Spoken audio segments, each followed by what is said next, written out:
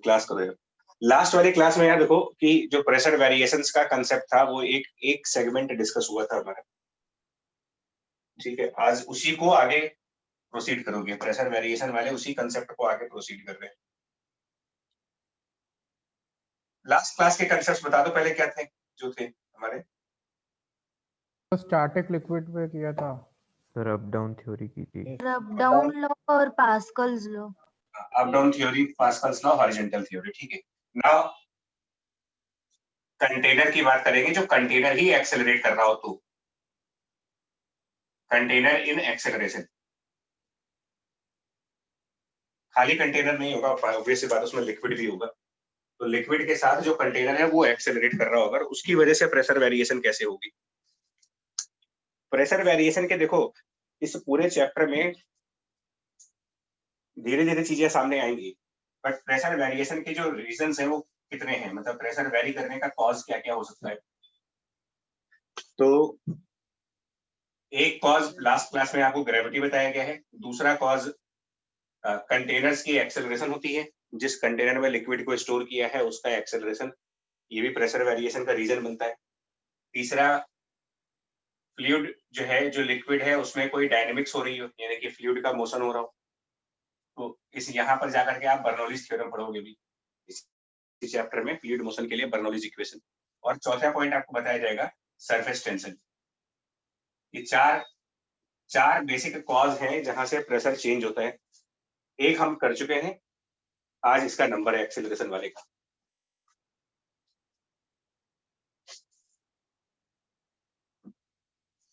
तो देखो यार, इसमें हमने क्या किया, एक कंटेनर मतलब बॉक्स टाइप का मान ले, और उस बॉक्स वाले कंटेनर में उसको एक्सेलरेट करें और उसके अंदर वाटर स्टोर है, वाटर या कोई भी लिक्विड, और इसकी कुछ एक्सेलरेशन दे दो आप एक, ठीक है। इसको हमने राइट साइड एक्सेलरेट कर दिया मान लीजिए ऐसे, और ये ऑब्वियसली ऊपर से बंद है, पूरा ऊपर से क्लोज्ड है।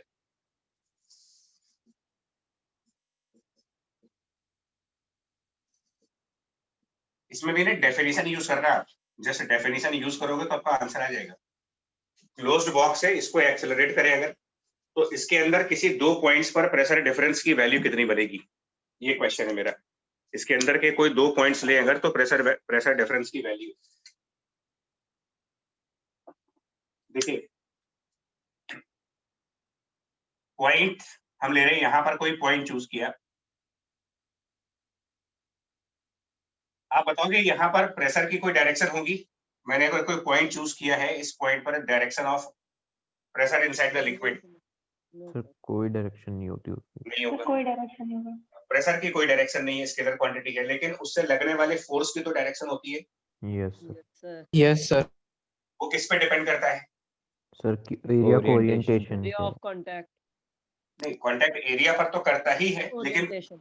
ओरिएंटेशन पर कि एरिया आपने कैसा रखा है। तो हम एक काम कर रहे हैं, इस पॉइंट पर हम लोग एक वर्टिकल एरिया चूज कर रहे हैं, वर्टिकल एरिया, और एक दूसरा पॉइंट चूज किया, वहां पर भी एक वर्टिकल एरिया चूज किया, सर्कुलर फॉर्म का, सर्कुलर वर्टिकल एरिया, और इन दोनों को आपस में ज्वाइन करके एक हाइपोथेटिकल सिलेंडर बॉक्स के इनसाइड पर एज्यूम कर रहे हैं, जिसके राइट साइड का प्रेशर या लेफ्ट साइड, जब भी लेफ्ट साइड का प्रेशर P मानते हैं और राइट साइड का प्रेशर हम यहाँ पर P प्लस DP मानते हैं। इसमें मेरा रेफरेंस पॉइंट जो है, पॉइंट ऑफ रेफरेंस, वो कंटेनर की लेफ्ट वॉल है, लेफ्ट साइड की वॉल हमारे लिए रेफरेंस है। उससे x डिस्टेंस पर जो पॉइंट है वहां का प्रेशर P मान दिया, और फिर से dx डिस्टेंस आगे गए, dx डिस्टेंस और आगे गए, और जो नया पॉइंट मिला वहां पर प्रेशर को डिफाइन किया है P plus DP। Capital P point of reference से x डिस्टेंस फॉरवर्ड जाने पर प्रेशर को डिफाइन कर रहा है, और P प्लस DP भी प्रेशर को डिफाइन कर रहा है रेफरेंस से x प्लस dx डिस्टेंस पे। और इस हाइपोथेटिकल सिलेंडर का फ्री बॉडी डायग्राम बना हुआ, इस हाइपोथेटिकल सिलेंडर के अंदर कुछ लिक्विड होगा, इसका फ्री बॉडी डायग्राम, कौन कौन सी फोर्सेस दिखाएंगे इसके ऊपर। तो एक्सटर्नल फोर्सेस दिखाओ आप, इसके राइट वाले एरिया के राइट साइड का लिक्विड इसको लेफ्ट साइड पर प्रेस करेगा, यहाँ वाला लिक्विड लेफ्ट साइड प्रेस करेगा, और लेफ्ट साइड का लिक्विड, सिलेंडर की लेफ्ट साइड का लिक्विड इसको राइट साइड प्रेस कर रहा होगा, तो राइट साइड एक फोर्स दिखाओगे which is pressure P multiplied by इसका एरिया, उसको dA मान लेंगे। ये वाला लिक्विड लेफ्ट साइड पर प्रेस करेगा, तो P प्लस dP और मल्टीप्लाइड बाय एरिया। ठीक है, बोलो यहाँ तक। Yes sir. Yes sir. Direction of forces ठीक है ना, ठीक है। अच्छा, अब अगर हम इन सबको ग्राउंड के फ्रेम से देखें, अगर इन सबको हम ग्राउंड के फ्रेम से देखें, हमारा ऑब्जर्वर ग्राउंड के ऊपर हो, तो इसकी नजर में ये जो सिलेंड्रिकल ब्लॉक है, हाइपोथेटिकल ही सही बट है, ये सिलेंडर इस पर्सन की नजर में राइट साइड एक्सेलरेट कर रहा है with acceleration of small a। Yes इसके हिसाब से हम यहाँ पर न्यूटन सेकेंड लॉ लगाएंगे। और मास कितना हुआ यहाँ पर, जिस सिलेंडर की हम बात कर रहे हैं इसका कुछ मास भी होगा dm, एरो dx। हाँ राइट, और ये राइट साइड एक्सेलरेट हो रहा है, तो हम न्यूटन सेकेंड लॉ फॉलो करेंगे, P इंटू dA माइनस ये वाला force P plus dP multiplied by dA, net force equals to इसका मास, जो कि मास को कैलकुलेट करने के लिए आप डेंसिटी और वॉल्यूम लेंगे, तो डेंसिटी रो और वॉल्यूम निकालने के लिए area into length DA into DX। dA into dx, so now it is mass multiplied by the acceleration, F equal to ma, net external force बराबर mass into acceleration, ये लगा दिया। जो कुछ कैंसिल होना है वो सब कैंसिल हो जाएगा, और फाइनली आपको एक dp का रिजल्ट मिलेगा। Yes sir. क्या मिल रहा है देखो, dp की वैल्यू, जो आपको कैंसिल करना है कैंसिल कर दो, और अल्टीमेटली dp क्या बन रहा है वो बताते हैं। माइनस रो DX है। सो फाइनली रिजल्ट ये हो गया कि dp equals to minus rho a dx। Cross check कर लेना आप सभी लोग, यही है या नहीं है, यस यस यही है। राइट। जैसे पिछली क्लास में रिजल्ट था हमारा, पिछले क्लास की बात कर रहे हैं, उसमें रिजल्ट ये था dp equal to rho g और dy था, याद करें आप, इसमें ये था।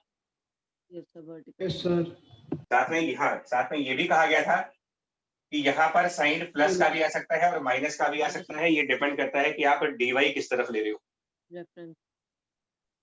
तो अगर आप ग्रेविटी की साथ, मतलब ग्रेविटी की डायरेक्शन में dy लेते हो, dy और g अगर सेम डायरेक्शंस में है सर तो पॉजिटिव, अपोजिट होने पर यहाँ माइनस आता था, ये लास्ट क्लास का था।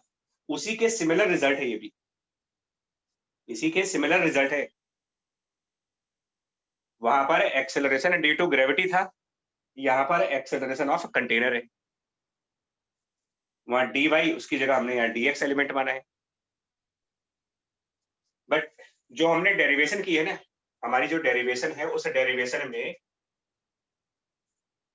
माइनस साइन जो आ रहा है मेरा, नोटिस करना है हमारा dx कौन सी डायरेक्शन में लिया है मैंने, एक्सेलरेशन की डायरेक्शन राइट साइड। एक्सेलरेशन के डायरेक्शन में।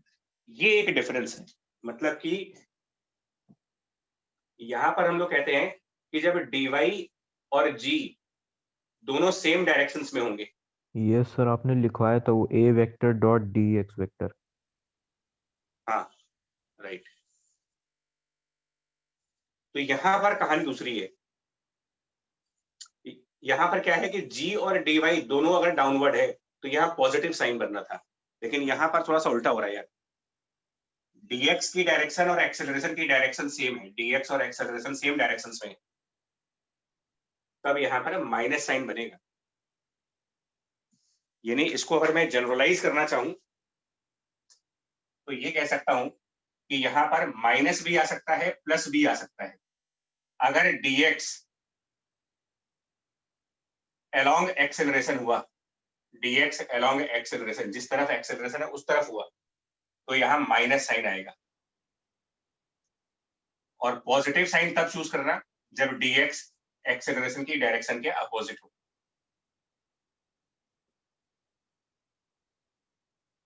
ये एक डिफरेंस है इन दोनों में। इसका कोई रीजन? नहीं, रीजन नहीं, वो तो न्यूटन लॉ है, रीजन थोड़ी हुई। देखो रीजन नहीं है, देखो क्योंकि जो भी आप डेरिवेशंस कर रहे हो वो सपोर्टेड बाय न्यूटन लॉ है।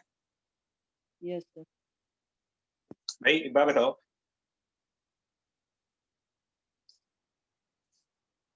अगर आप खुद सोचो ना, इस मास को एक्सेलरेट करने के लिए आप यहाँ पर ज्यादा प्रेस करेंगे या इधर ज्यादा प्रेस करेंगे? एक तो सिलेंडर left मेरे side. हाथ में, तो हम इसको प्रेस किस तरफ ज्यादा करें? Left Right side, side. sir. Left side, यानी राइट साइड पर प्रेशर कम होना चाहिए। Yes, sir. तो डीपी एक नेगेटिव वैल्यू होनी चाहिए ना फिर तो। Yes sir. Yes, sir. इसी वही माइनस साइन यहाँ दिख रहा है आपको। अच्छा हाँ. एक्चुअल में ये नॉर्मल फोर्सेस हैं, प्रेशर की फोर्स मतलब नॉर्मल फोर्स, नया कुछ नहीं है इसमें। Contact force, sir. Excuse me, sir. Perpendicular. एक मिनट कंप्लीट कर रहे दो फिर बताना। आप मैकेनिक्स में ये बताओ, मैकेनिक्स में अगर मैं कई सारे ब्लॉक्स रखूं, इमेजिन करना कई सारे ब्लॉक्स, मल्टीपल ब्लॉक्स आपने टेबल पर रख दिए 1 2 3, सबसे ज्यादा नॉर्मल रिएक्शन फोर्स किस सरफेस पर आएगा? सबसे नीचे वाले ground. सबसे नीचे Block 3. 3. क्यों? 3 और ग्राउंड के बीच में। क्यों? Ground. ऐसा क्यों है कि यहाँ पर सबसे ज्यादा मैक्सिमम नॉर्मल यहाँ पर क्यों लगेगा? तो उसके ऊपर सबसे ज्यादा मास रखा हुआ है. ठीक है ना? तो इसका मतलब आप ग्रेविटी की डायरेक्शन में जितना नीचे जाओगे, सरफेसेस के नॉर्मल रिएक्शन की वैल्यू बढ़ेगी नहीं? Yes, sir, बढ़ेगी. यहाँ पर कम नॉर्मल फोर्स आएगा, नीचे ज्यादा नॉर्मल फोर्स आएगा, और नीचे चले जाओ और ज्यादा नॉर्मल, और नॉर्मल फोर्स को ही जब पर यूनिट एरिया पर आप मेजर करते हो तो वो प्रेशर की Yes, फोर्स है। sir. इसीलिए बोल रहा हूँ कि जितना आप ग्रेविटी की डायरेक्शन में जाओगे प्रेशर की वैल्यू बढ़ेगी, क्योंकि ऊपर वेट बढ़ता जाएगा। Yes, sir. लेकिन मैकेनिक्स से ही कंपेयर करो, मैं यहाँ पर 3 ब्लॉक सिस्टम लूं, और ये बड़े फेमस क्वेश्चंस हैं मैकेनिक्स के। 3 ब्लॉक सिस्टम को आप मान लो कोई फोर्स लगाओ और ये सिस्टम राइट साइड एक्सेलरेट करे। अब बताइए नॉर्मल ज्यादा कहां पर लगेगा? 1 पे. करके देखो, किया हुआ क्वेश्चन मैकेनिक्स में, यहाँ पर नॉर्मल ज्यादा लगाओगे या यहाँ पर नॉर्मल ज्यादा लगाओगे? 1 पे ज्यादा लगाएंगे. तो 1 और 2 के बीच में। क्योंकि यहाँ नॉर्मल आगे वाले मासेस को एक्सेलरेट करने के लिए फोर्स प्रोवाइड करेगा। मतलब जो ब्लॉक 1 है ये 2 वाले को पुश करेगा और 2 वाला 3 वाले को। तो जो 1 वाला ब्लॉक फोर्स लगाएगा वो 2 और 3 के कंबाइंड मास को एक्सेलरेट करने के लिए लगाएगा, Yes, sir. Yes sir. और 2 वाला 3 वाले को जब पुश करेगा तो वो सिर्फ 3 वाले के मास को एक्सेलरेट करेगा। Yes sir. Yes, sir. तो ज्यादा कौन पुश करेगा आप बताओ, इसमें कौन ज्यादा One. फोर्स सर करेगा? 1 करेगा। 1 को ज्यादा one. करना है. तो इसका मतलब इसमें जैसे जैसे आप एक्सेलरेशन की डायरेक्शन में बढ़ोगे, एक्सेलरेशन राइट साइड है, तो जितना राइट चलते जाओगे नॉर्मल फोर्स रिड्यूस नहीं हो रहा है इसमें। हो रहा है सर. Yes. यही कंसेप्ट है यहाँ पर। In the direction of acceleration, normal reaction forces will reduce, and correspondingly pressure will also reduce.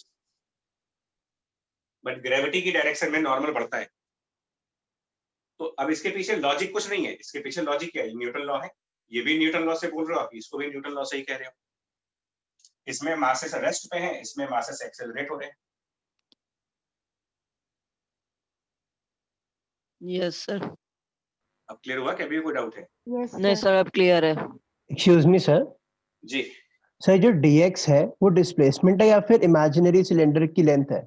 dx is not a displacement, it is just the separation between the 2 points where we want to find the pressure difference.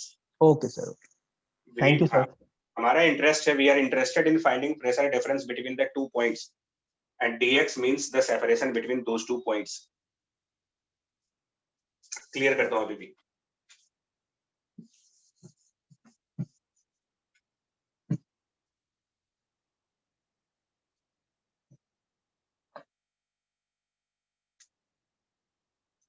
So first case, very first case आप लोग, first case numericals हैं ये, मतलब examples हैं। Example 1 बताना क्या होगा।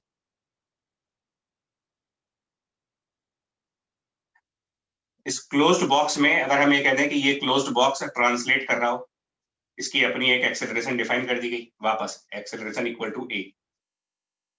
आप प्रोसेस समझना है यार, आप बड़ा ध्यान से प्रोसेस समझिएगा। ये इक्वेशन बेसिकली कहना क्या चाहती है आपको, इस इक्वेशन का मतलब क्या है? ये तो मैथमेटिक्स हो गई, लेकिन फिजिकली ये क्या बोलना चाह रहा है आपसे कि अगर आप कोई दो पॉइंट्स लें जिनका सेपरेशन एक्सेलरेशन के पैरेलल हो, 2 points separated by some distance, but that distance is either along the acceleration or against the acceleration, then there will be some pressure difference between the 2 points. तो अगर मैं इस container में 2 points choose कर लूं, यहां पर और यहां पर 2 पॉइंट चूज कर लिए, एक को ए नाम दे दिया, एक को बी नाम दे दिया, तो पहला क्वेश्चन तो आपको ये बताना है कि इनमें से प्रेशर कहां पर ज्यादा होगा, पॉइंट ए पर या फिर पॉइंट बी पर।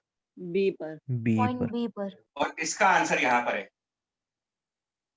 अगर आप एक्सेलरेशन की डायरेक्शन में बढ़ोगे, in the direction of acceleration, जैसे जैसे आप आगे बढ़ते जाओगे लिक्विड का प्रेशर कम होता चला जाएगा, तो इसका मतलब हम एक्सेलरेशन के अपोजिट जाएंगे जब, तो pressure inside the liquid will increase, and that means कि बी और ए पॉइंट्स में ये चीज ऑब्वियस हो गई कि pressure at B will be more than pressure at A, even if they are on the same horizontal level.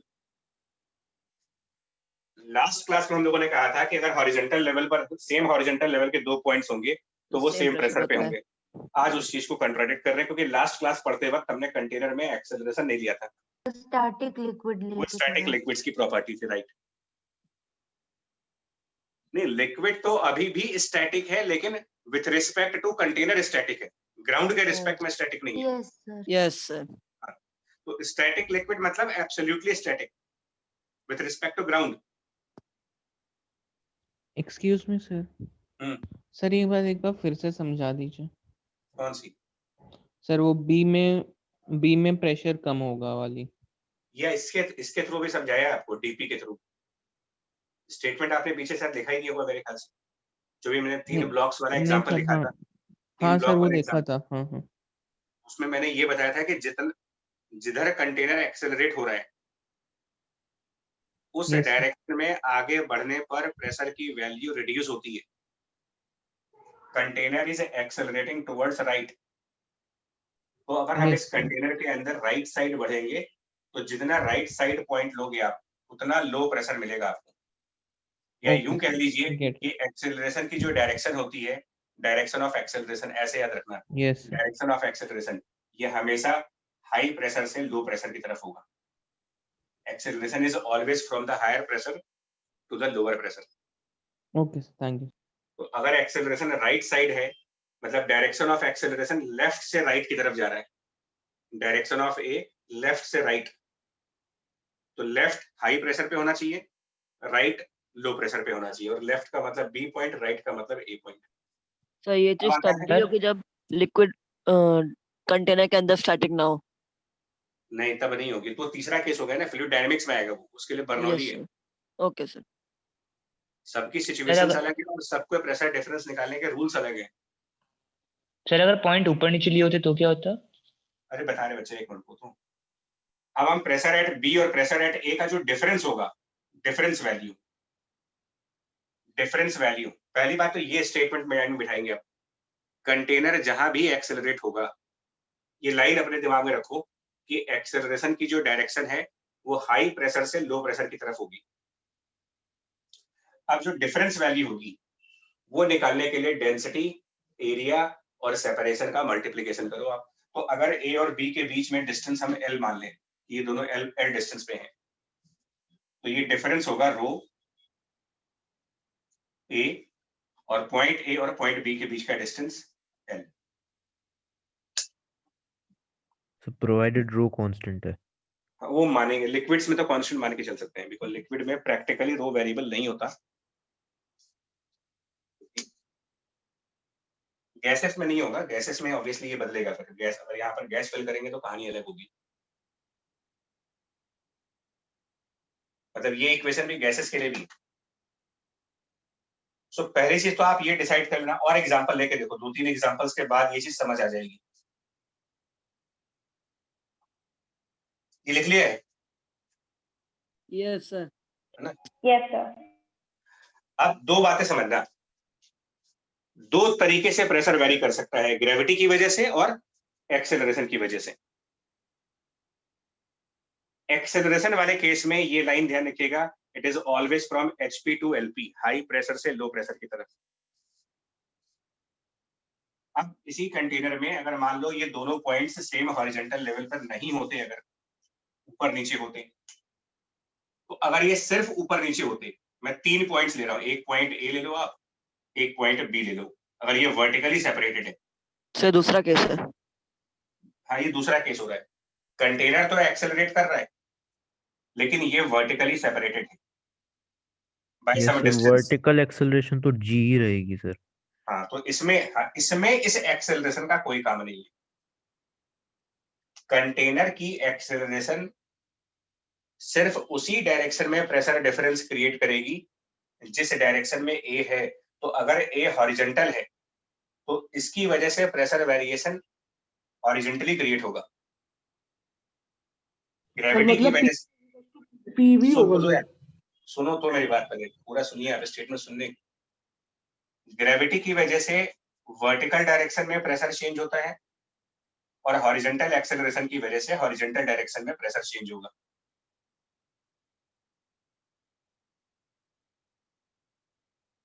और ये ऐसा कोई मिरेकल नहीं हो रहा है यहाँ पर। अगर आप डेफिनेशंस को फॉलो करते हो तो कोई मिरेकल वाली चीज नहीं है। मैं क्या करता हूँ, देखो, पॉइंट ए पर एक सिलेंडर बनाओ, सर्किल बनाओ, पॉइंट बी पर सर्किल बनाओ, इनके बीच में सिलेंडर ले लो। जब भी कुछ कंफ्यूजन आए, आप इस सिलेंडर का फ्री बॉडी डायग्राम बताओ क्या बनेगा। इस सिलेंडर, हाँ जी, नीचे के प्रेशर नीचे एक ऊपर pressure at A mg, multiplied by the area नीचे कह सकते हो, यस सर। और एक पॉइंट बी के प्रेशर से फोर्स आएगी और एक इसका वेट हो गया mg। इसका mg निकालने के लिए क्या करेंगे, area multiplied by length, volume हो गया इनटू डेंसिटी इनटू जी। मेरे को सिर्फ इतना बताओ, हॉरिजॉन्टल फोर्सेस होंगी, मान लेते हैं न्यूटन लॉ लगा रहे हो आप, वर्टिकली तो कोई एक्सेलरेशन नहीं है ना इसमें। No sir. ये कंटेनर अगर एक्सेलरेट कर भी रहा है तो हॉरिजॉन्टल कर रहा है, वर्टिकल डायरेक्शन में तो कोई एक्सेलरेशन हो नहीं रही।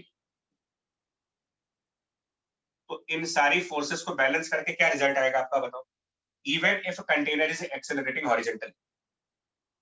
वही dp by dy plus minus rho g कुछ है। सेम ही चीज आएगी, आप करके देख लो बैलेंसिंग। डाउनवर्ड डायरेक्शन में पी डेल्टा ए प्लस ये weight equals to P B multiplied by delta A. Delta A सारे cancel, pressure at B is equals to pressure at A plus rho g h. ये तो वही हो गया जो last class में पढ़ा था आपने, किया था ये relation. Yes sir. Yes sir. Yes, sir. आप इसको नया मैजिकल चीज क्यों मान रहे हो, ये मैकेनिक्स चल रही है। आप मुझे बताओ, एक ब्लॉक टेबल पर रखा है, एम मास का ब्लॉक टेबल पर रखा है, नॉर्मल कितना हुआ इसमें, कितना नॉर्मल बताओगे, mg, mg और ये मास हॉरिजॉन्टली एक्सेलरेट कर रहा है, अब नॉर्मल कितना लिखोगे, mg, सर अभी भी mg। तो इसका मतलब हॉरिजॉन्टल एक्सेलरेशन से वर्टिकल फोर्सेस का तो कोई फर्क नहीं है ना। ये स्टेशनरी होगा, स्टेशनरी ब्लॉक होगा तब भी नॉर्मल mg के बराबर, और अगर ये हॉरिजॉन्टली एक्सेलरेट करेगा तब भी नॉर्मल mg के बराबर। हाँ, प्रॉब्लम तब आएगी जब इसके एक्सेलरेशन में कोई वर्टिकल कंपोनेंट आ जाए।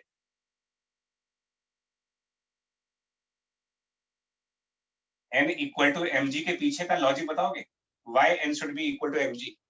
सर क्योंकि no vertical vertically acceleration, acceleration से फोर्सेस बैलेंस हो रही हैं। तो अल्टीमेटली वर्टिकली कोई एक्सेलरेशन ना होने की वजह से नॉर्मल mg बराबर है ना। Yes sir. तो अगर वो हो जाए तो, अगर वर्टिकल एक्सेलरेशन हो जाए तो मतलब बराबर नहीं होता n माइनस तब mg फिर हम लोग को ऐसे नहीं कर सकते। तो यही बात यहाँ पर कह रहा हूँ कि as long as the container has only horizontal accelerations, the pressure variation in the vertical direction will be because of gravity and the pressure variation in the horizontal direction will be because of A।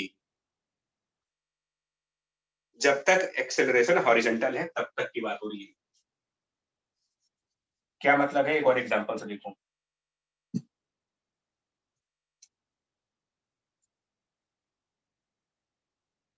एक और example देखिए, इसके अंदर फिर से liquid fill करें, वो नीचे पहिए नहीं लगा रहे, एक्सेलरेट कर रहे हैं सिर्फ इसको, हॉरिजॉन्टली एक्सेलरेट करते हैं। और हमने कोई दो पॉइंट चूज कर लिए, ये पॉइंट 1 और ये पॉइंट 2, और ये दोनों पॉइंट एल डिस्टेंस पे तो हैं, लेकिन along some inclined डायरेक्शन, और ये इंक्लाइंड वर्टिकल से थीटा एंगल पर है। Point 1 and point 2 are at L distance, but वो हॉरिजॉन्टली सेपरेटेड नहीं है, वर्टिकली सेपरेटेड नहीं है, वो एक इंक्लाइंड प्लेन पर सेपरेट हो रहे हैं। अब अगर मुझे पॉइंट 1 और पॉइंट 2 के प्रेशर डिफरेंस की वैल्यू चाहिए, तो नोटिस करो मैं जो बोल रहा हूँ उसको सुनना। अभी मैं पॉइंट 1 को अपना रेफरेंस मान रहा हूँ, और थ्योरी अभी भी अप एंड डाउन वाली चलेगी। तो जिसको रेफरेंस माना है, पहले उसका प्रेशर लिखवा P1, रेफरेंस से स्टार्ट करिए। अभी भी अप डाउन हॉरिजॉन्टल, तो पहले डाउनवर्ड जाएंगे by distance of L cos theta. तो यहाँ पर प्रेशर वेरिएशन किस फैक्टर की वजह से होगा? जब डाउन कर रहे होंगे, रेफरेंस पॉइंट से नीचे जाने पर प्रेशर वेरिएशन की ग्रेविटी की वजह से। तो gravity is the reason for the pressure difference. और यहाँ पर बढ़ेगा या कम होगा? डाउनवर्ड जाने पे बढ़ेगा। अब प्लस रो जी और ये एच, मतलब कि जो difference L cos theta. Up down theory अभी भी रहेगी। अब आप लेफ्ट जाओ यहाँ से, मतलब ये जो आपने कैलकुलेट किया ना, ये चीज, ये यहाँ वाले पॉइंट का प्रेशर है। L cos थीटा नीचे जाने पे जो पॉइंट होगा, इस पॉइंट पर इतना प्रेशर मिलेगा मुझे। अब इससे लेफ्ट आते हैं पॉइंट 2 की तरफ by distance of L sin theta. तो नाउ अब जो ये हॉरिजॉन्टल डिफरेंस आप ये चल रहे हो, डाउन करने पर ग्रेविटी की वजह से, हॉरिजॉन्टल जाने पर एक्सेलरेशन की वजह से बढ़ेगा कि कम होगा? बढ़ेगा। ऑपोजिट ऑफ हाँ, हॉरिजॉन्टली लेफ्ट जा रहे हैं, एक्सेलरेशन होता है हाई, ज्यादा प्रेशर की तरफ जा रहे हैं। एक्सेलरेशन जो है वो लेफ्ट से राइट है, तो लेफ्ट पे हाई प्रेशर मिलेगा आपको, राइट पे लो प्रेशर मिलेगा। तो अगर आप राइट साइड से लेफ्ट की तरफ जा रहे हो, मतलब हाँ, जिस तरफ प्रेशर ज्यादा है उस तरफ जा रहे हो, तो यहाँ पर फिर प्लस करोगे, लेकिन आपकी रो बस जी की जगह ए रखना है तुम्हें, जहां जी था उसकी जगह ए, और L cos थीटा की जगह पर L sin थीटा। कौन से पॉइंट पर आ गए हम लोग? 2 पे। तो ये हमारा प्रेशर है 2 पॉइंट। मतलब रेफरेंस से स्टार्ट करो, अप डाउन हॉरिजॉन्टल करते हुए डेस्टिनेशन पॉइंट पे चले जाइए। Pressure at the destination point is equal to pressure at the reference point, and आगे plus minus depending upon the up down horizontal movements. अभी भी कंफ्यूजन है कोई? No sir. No sir. अभी अगर मैसेज क्लियर ना हुआ हो कि क्या बोला जा रहा है, तो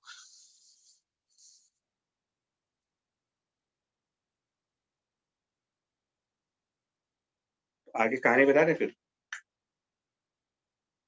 यस सर। आगे देखो, इस कंसेप्ट को और आगे इम्प्लीमेंट करेंगे।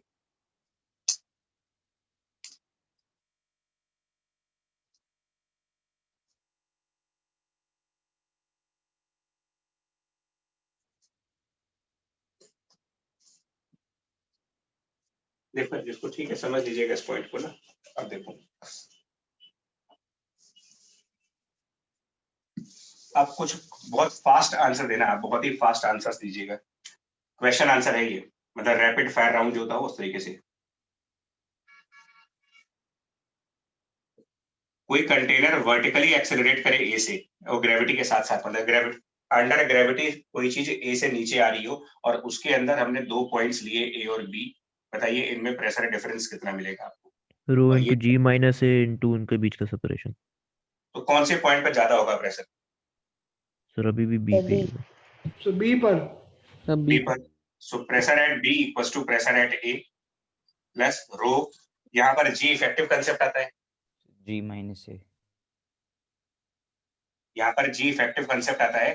तो जब डाउनवर्ड एक्सेलरेशन होती है तो जी का इफेक्ट कम होता है, स्यूडो फोर्स रिएक्शन याद करिए, Yes, sir. Yes, sir. Apparent weight वाला कंसेप्ट। जब लिफ्ट डाउनवर्ड एक्सेलरेट होती है तो बॉडी लाइट फील करती है because of upward pseudo force, g effective concept. यहाँ पर g minus a into L बनेगा। या अगर आपको वैसे ना समझ आए तो हम लोगों ने क्या कहा था कि ग्रेविटी लो प्रेशर से हाई प्रेशर की तरफ जाती है, लेकिन एक्सेलरेशन हाई प्रेशर से लो प्रेशर की तरफ जाता है। तो इनके बिहेवियर अपोजिट नहीं आ रहे, Yes, sir. इसलिए माइनस। इसका मतलब अगर कोई कंटेनर फ्री फॉल करे तो, कोई कंटेनर फ्री फॉल कर जाए, फ्री फॉल कंटेनर का मतलब उसका एक्सेलरेशन जी के बराबर है, ए इक्वल टू जी है। तो सर दोनों पॉइंट्स पे सेम होगा प्रेशर। तो इसका मतलब pressure at B equal to pressure at A, कोई प्रेशर डिफरेंस नहीं होगा। ऐसे कंटेनर के अंदर सारे पॉइंट्स सेम प्रेशर पे मिलेंगे मुझे। और वैसे भी फ्रीली फॉलिंग बॉडी वेटलेसनेस की स्टेज में होती है। Yes, sir. तो वेटलेसनेस मतलब वहां पर जी इफेक्टिव 0 होता है। किसी भी फ्रीली फॉलिंग ऑब्जेक्ट्स में जी इफेक्टिव की वैल्यू 0। तीसरा, नेचुरली अगर आप इस कंटेनर को वर्टिकली एक्सेलरेट कर रहे हो लेकिन ऊपर की तरफ एक्सेलरेट कर रहे हो, accelerating in the vertical direction upward, और ये पॉइंट ए और ये पॉइंट बी, बहुत सीधे से रूल्स ध्यान रखना, अपने रूल्स को ध्यान रखिएगा। रूल बिल्कुल क्लियर होना चाहिए आपको। ग्रेविटी की डायरेक्शन लो प्रेशर से हाई प्रेशर की तरफ और एक्सेलरेशन की डायरेक्शन हाई प्रेशर से लो प्रेशर की तरफ, बट ये दोनों सिमिलर बिहेवियर नहीं होंगे। Yes sir. दोनों की वजह से डाउनवर्ड साइड प्रेशर ज्यादा होगा, नीचे ज्यादा प्रेशर मिलेगा आपको, ऊपर कम प्रेशर मिलेगा, नीचे ज्यादा मिलेगा। तो बी का प्रेशर ज्यादा हो गया, पी एट ए, और अगर इनके बीच में एल डिस्टेंस हो तो हम इसको लिखेंगे rho G plus AL. G plus A into L, g effective.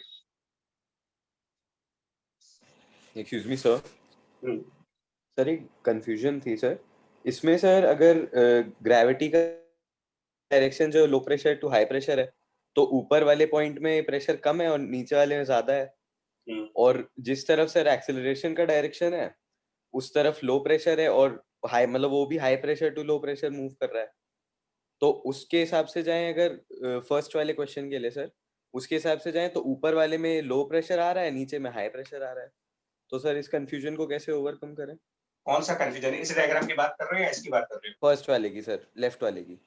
तो इसमें क्या कंफ्यूजन है? इसमें एक्सेलरेशन की वजह से ऊपर प्रेशर हाई है जी सर। और ग्रेविटी की वजह से यहाँ लो है। जी सर। तो तभी तो माइनस किया है कि एक पॉइंट यहाँ पर प्रेशर को इंक्रीज करेगा, एक पॉइंट यहाँ पर प्रेशर को इंक्रीज करेगा। आप ये चीज समझ ही नहीं पाए इसका मतलब अभी तक।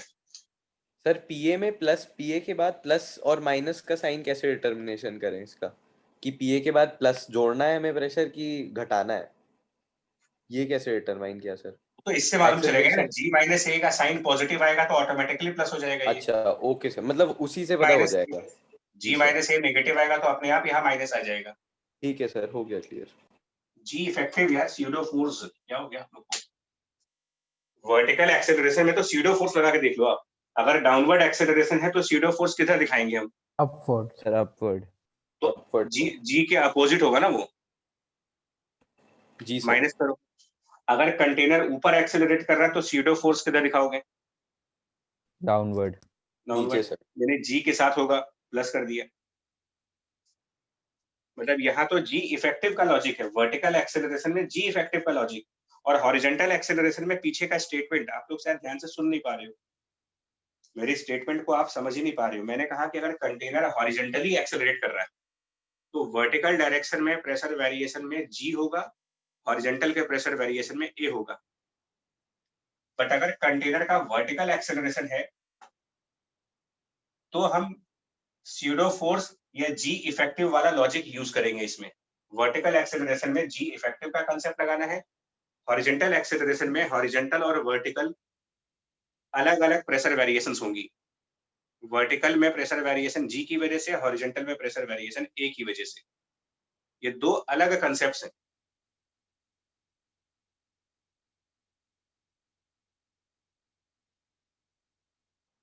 कंटेनर की हॉरिजॉन्टल एक्सेलरेशन के लिए क्या करोगे, फिर से बोलो।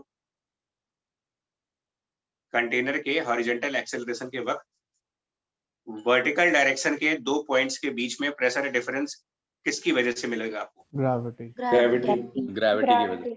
और हॉरिजॉन्टल डायरेक्शन के दो पॉइंट्स के बीच? एक्सेलरेशन। ठीक, ये केस 1 कट, केस 1 कट हो गया। केस 2 कंटेनर के वर्टिकल एक्सेलरेशन के टाइम पर जी इफेक्टिव और स्यूडो फोर्स। G effective. अब इसमें अगर आप दो पॉइंट्स हॉरिजॉन्टल लेते हो, ये ए पॉइंट और इसके बगल में कोई पॉइंट सी ले लो, तो सेम हॉरिजॉन्टल प्रेशर होगा। क्यों? तो क्योंकि हॉरिजॉन्टल डायरेक्शन में कोई कोई एक्सेलरेशन एक्सेलरेशन नहीं है। हाँ, हॉरिजॉन्टली कोई एक्सेलरेशन ही नहीं हो रहा। जब हॉरिजॉन्टल कोई मोशन ही नहीं है तो यहाँ और यहाँ सेम प्रेशर मिलना चाहिए मुझे।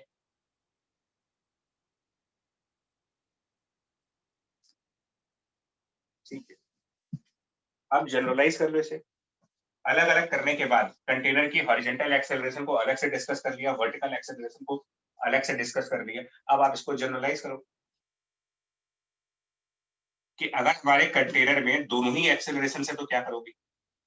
समहाउ इस कंटेनर में एक एक्सेलरेशन का एक्स कंपोनेंट भी है और एक्सेलरेशन का वाई कंपोनेंट भी है, और इसके अंदर हमने मान लो कोई लिक्विड भरा है और उसमें हमने कोई दो पॉइंट चूज कर लिए। सपोज यहाँ पर कोई पॉइंट ए चूज किया और यहाँ पर कोई पॉइंट बी चूज किया, और अगेन इनके बीच में ये एल डिस्टेंस है, ये एंगल थीटा है। अब बोलो आप क्या करें? और नीचे आने पर ये पॉइंट सी है मान लीजिए, और सर, बी और सी सेम vertical लेवल पर है। अब सुन, ए पॉइंट रेफरेंस हो गया, A is the reference point. Reference का मतलब, अब आप स्टार्ट करो pressure at A. Pressure at C लिखने के लिए क्या करेंगे? Sir rho g plus A Y A L से cos सी की थीटा। तरफ जाओ। हाँ, तो ए से सी की तरफ जाओ तो क्या होगा? डाउनवर्ड मोशन या upward? AY plus G downward motion. into L cos theta। हाँ, तो दो एक्सेलरेशंस है, उसके अलावा ग्रेविटी है। ध्यान से सुनो, एक्सेलरेशन के वर्टिकल कंपोनेंट को तो आप जी के साथ ले लो ना। एक्सेलरेशन का वर्टिकल कंपोनेंट तो जी के साथ इफेक्टिव हो जाएगा, यस सर। और स्यूडो फोर्स लगेगा उसमें। तो किधर लगाओगे? ए वाई का स्यूडो किधर होगा? स्यूडो जी फॉर की डाउनवर्ड डायरेक्शन में। डायरेक्शन में। डाउनवर्ड। तो वर्टिकल में जी प्लस ए वाई लिखेंगे, दिस इज जी इफेक्टिव, और रो इंटू जी इफेक्टिव, और ये length L L cos. cos थीटा। ये कहाँ का प्रेशर फाइंड किया गया है? Pressure at C. C point का। Pressure at C. अब बी पॉइंट पे बताइए। तो पॉइंट सी से पॉइंट बी चलो। तो प्लस रो अब AX AX L की प्लस वजह से रो वेरिएशन ए आएगा। X L sine theta. अब ये हॉरिजॉन्टल जा रहे हैं, इसमें ग्रेविटी का कोई काम नहीं, ए वाई का कोई काम नहीं, ये ए एक्स की वजह से होगा। तो plus rho A x L sine theta. अभी भी बोल रहा हूँ, मौका है, अभी भी आप पूछो जो पूछना है, तो बाद में ना फिर दिक्कत ना करना, बाद में मत पलट के कहना कि यार ये प्रॉब्लम हुई। Vertical acceleration of a container को जी के साथ ऐड कर देंगे। ऐड करने का मतलब होता है स्यूडो फोर्स की डायरेक्शन को देखते हुए। तो इसको तो हटा करके हम जी इफेक्टिव में लेके चले गए, और उसके बाद हॉरिजॉन्टल और वर्टिकल दोनों अलग अलग काम करेंगे। वर्टिकल में जी इफेक्टिव, हॉरिजॉन्टल में ए एक्स। बढ़े आगे। Yes sir. ये इक्वेशन समझ में है? Yes yes sir. Sir. Yes sir. Yes चलिए जी, अगला बताओ फिर।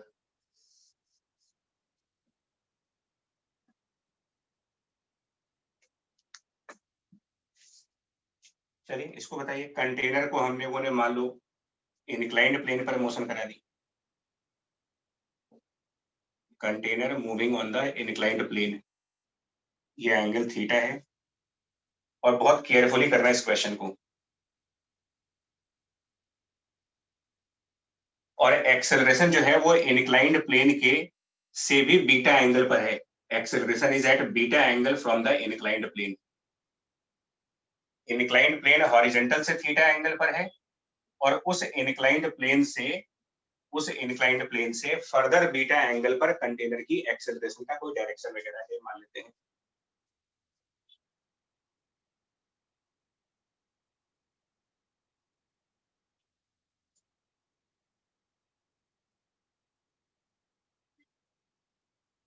कर पाएंगे इसको? Yes sir. कैसे बताओ? इधर नॉर्मली आप जी का कौन सा कंपोनेंट दिखाते हो? इस डायरेक्शन में कंपोनेंट ऑफ जी क्या दिखाते हो? G cos theta. ठीक। और इस ए का एक कंपोनेंट ऊपर की तरफ आएगा इधर, A sin beta. A sin beta. A sign beta उसका स्यूडो फोर्स किधर लगेगा? G cos theta की तरफ. जी cos थीटा की डायरेक्शन की तरफ। Theta. ए साइन बीटा, ये हो गया जी इफेक्टिव। और इस ए का जी का एक कंपोनेंट इधर भी होगा, जी साइन थीटा ठीक है। G इस ए sin का theta. भी एक कंपोनेंट, इस ए का भी एक कंपोनेंट होगा, A cos बीटा। उसका स्यूडो फोर्स लगाएंगे तो किधर जाएगा? तो G sin जी थीटा की साइन तरफ। थीटा की डायरेक्शन ठीक। अब जब स्यूडो फोर्स लगा दिया यानी कि जी इफेक्टिव निकाल दिया आपने, तो अब इसका कोई काम बचा नहीं, मुझे इसका कोई काम नहीं बचा। Yes sir.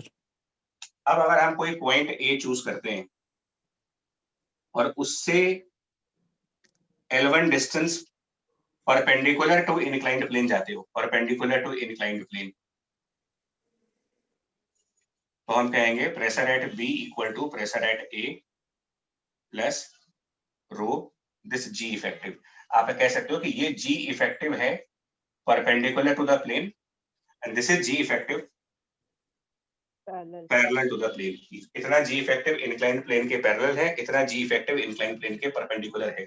और अभी हमारा मूवमेंट कौन सी डायरेक्शन में हो रहा है? अगर इस तो हम ये वाला जी इफेक्टिव लगाएंगे, यस सर। मतलब जी इफेक्टिव परपेंडिकुलर टू प्लेन और इनटू जितना भी डिस्टेंस ट्रेवल किया होगा L1। अब अगर मैं पॉइंट बी से इंक्लाइंड प्लेन के पैरेलल चलूं और किसी पॉइंट सी पर चला गया, तो पॉइंट सी का प्रेशर जब लिखेंगे उसके लिए बी को रेफरेंस मानेंगे। नाउ बी से सी जाने पर पैरेलल टू इंक्लाइंड प्लेन, सुनो पैरेलल टू इंक्लाइंड प्लेन, तो आपको ये वाला जी इफेक्टिव देखना है। और हम इसके अपोजिट जा रहे हैं, जी इफेक्टिव के अपोजिट जा रहे हो, ग्रेविटी के अपोजिट जा रहे हो, ग्रेविटी के अपोजिट जा रहे हो, माइनस। नेगेटिव। अबे हर चीज किताब से क्यों रटते हो भाई? जी इफेक्टिव के अपोजिट जाने का मतलब एटमॉस्फेयर में जा रहे हो, तो एटमॉस्फेयर में प्रेशर जो होता है वो पानी के प्रेशर से ज्यादा हो जाता है कि कम हो जाता है? जो प्रेशर सी लेवल पे होगा उससे ज्यादा प्रेशर कम ऊपर हो हो जाएगा। जाएगा। कम हो जाएगा। कम होगा। इतनी चीजें, हर चीज को मतलब रटने की क्या जरूरत है भाई? हवा में सबको पता है कि एयर का प्रेशर पानी के प्रेशर से कम होता है। तो डाउनवर्ड साइड जाने पर मतलब कि ग्रेविटी की डायरेक्शन में जाने पर प्रेशर की वैल्यू बढ़ जाती है, इंक्रीज हो जाती है, ऊपर जाने पर प्रेशर की वैल्यू कम हो जाती है। हर चीज को इक्वेशन से क्यों याद कर रहे हो भाई?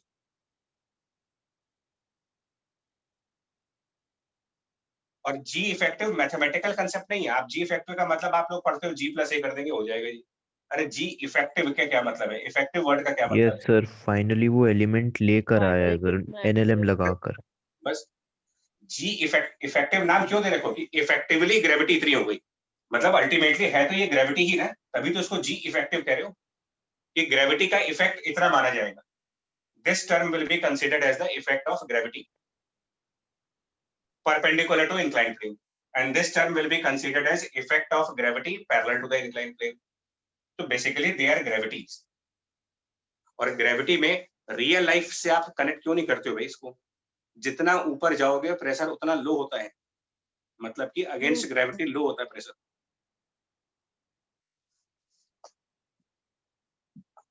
जरूरी नहीं है हर चीज इक्वेशन में रटी जाए। एनीवे चलो नेक्स्ट पॉइंट पे आते हैं।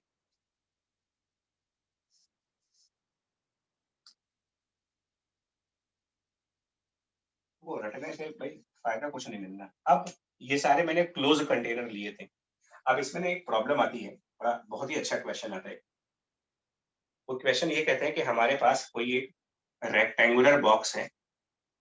क्वेश्चन ये कहते हैं कि हमारे पास एक रेक्टेंगुलर बॉक्स है और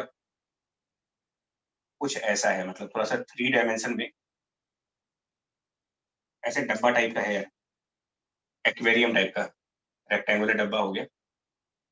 पूरा नहीं भरा इसको, इसको कुछ हाइट तक इसमें पानी भरा हुआ है, कुछ हाइट तक। ठीक है जी, मतलब एक रेक्टेंगुलर बॉक्स लीजिए और उसमें वाटर फिल करें up to a certain height, not complete height. Complete height इसकी कैपिटल एच है।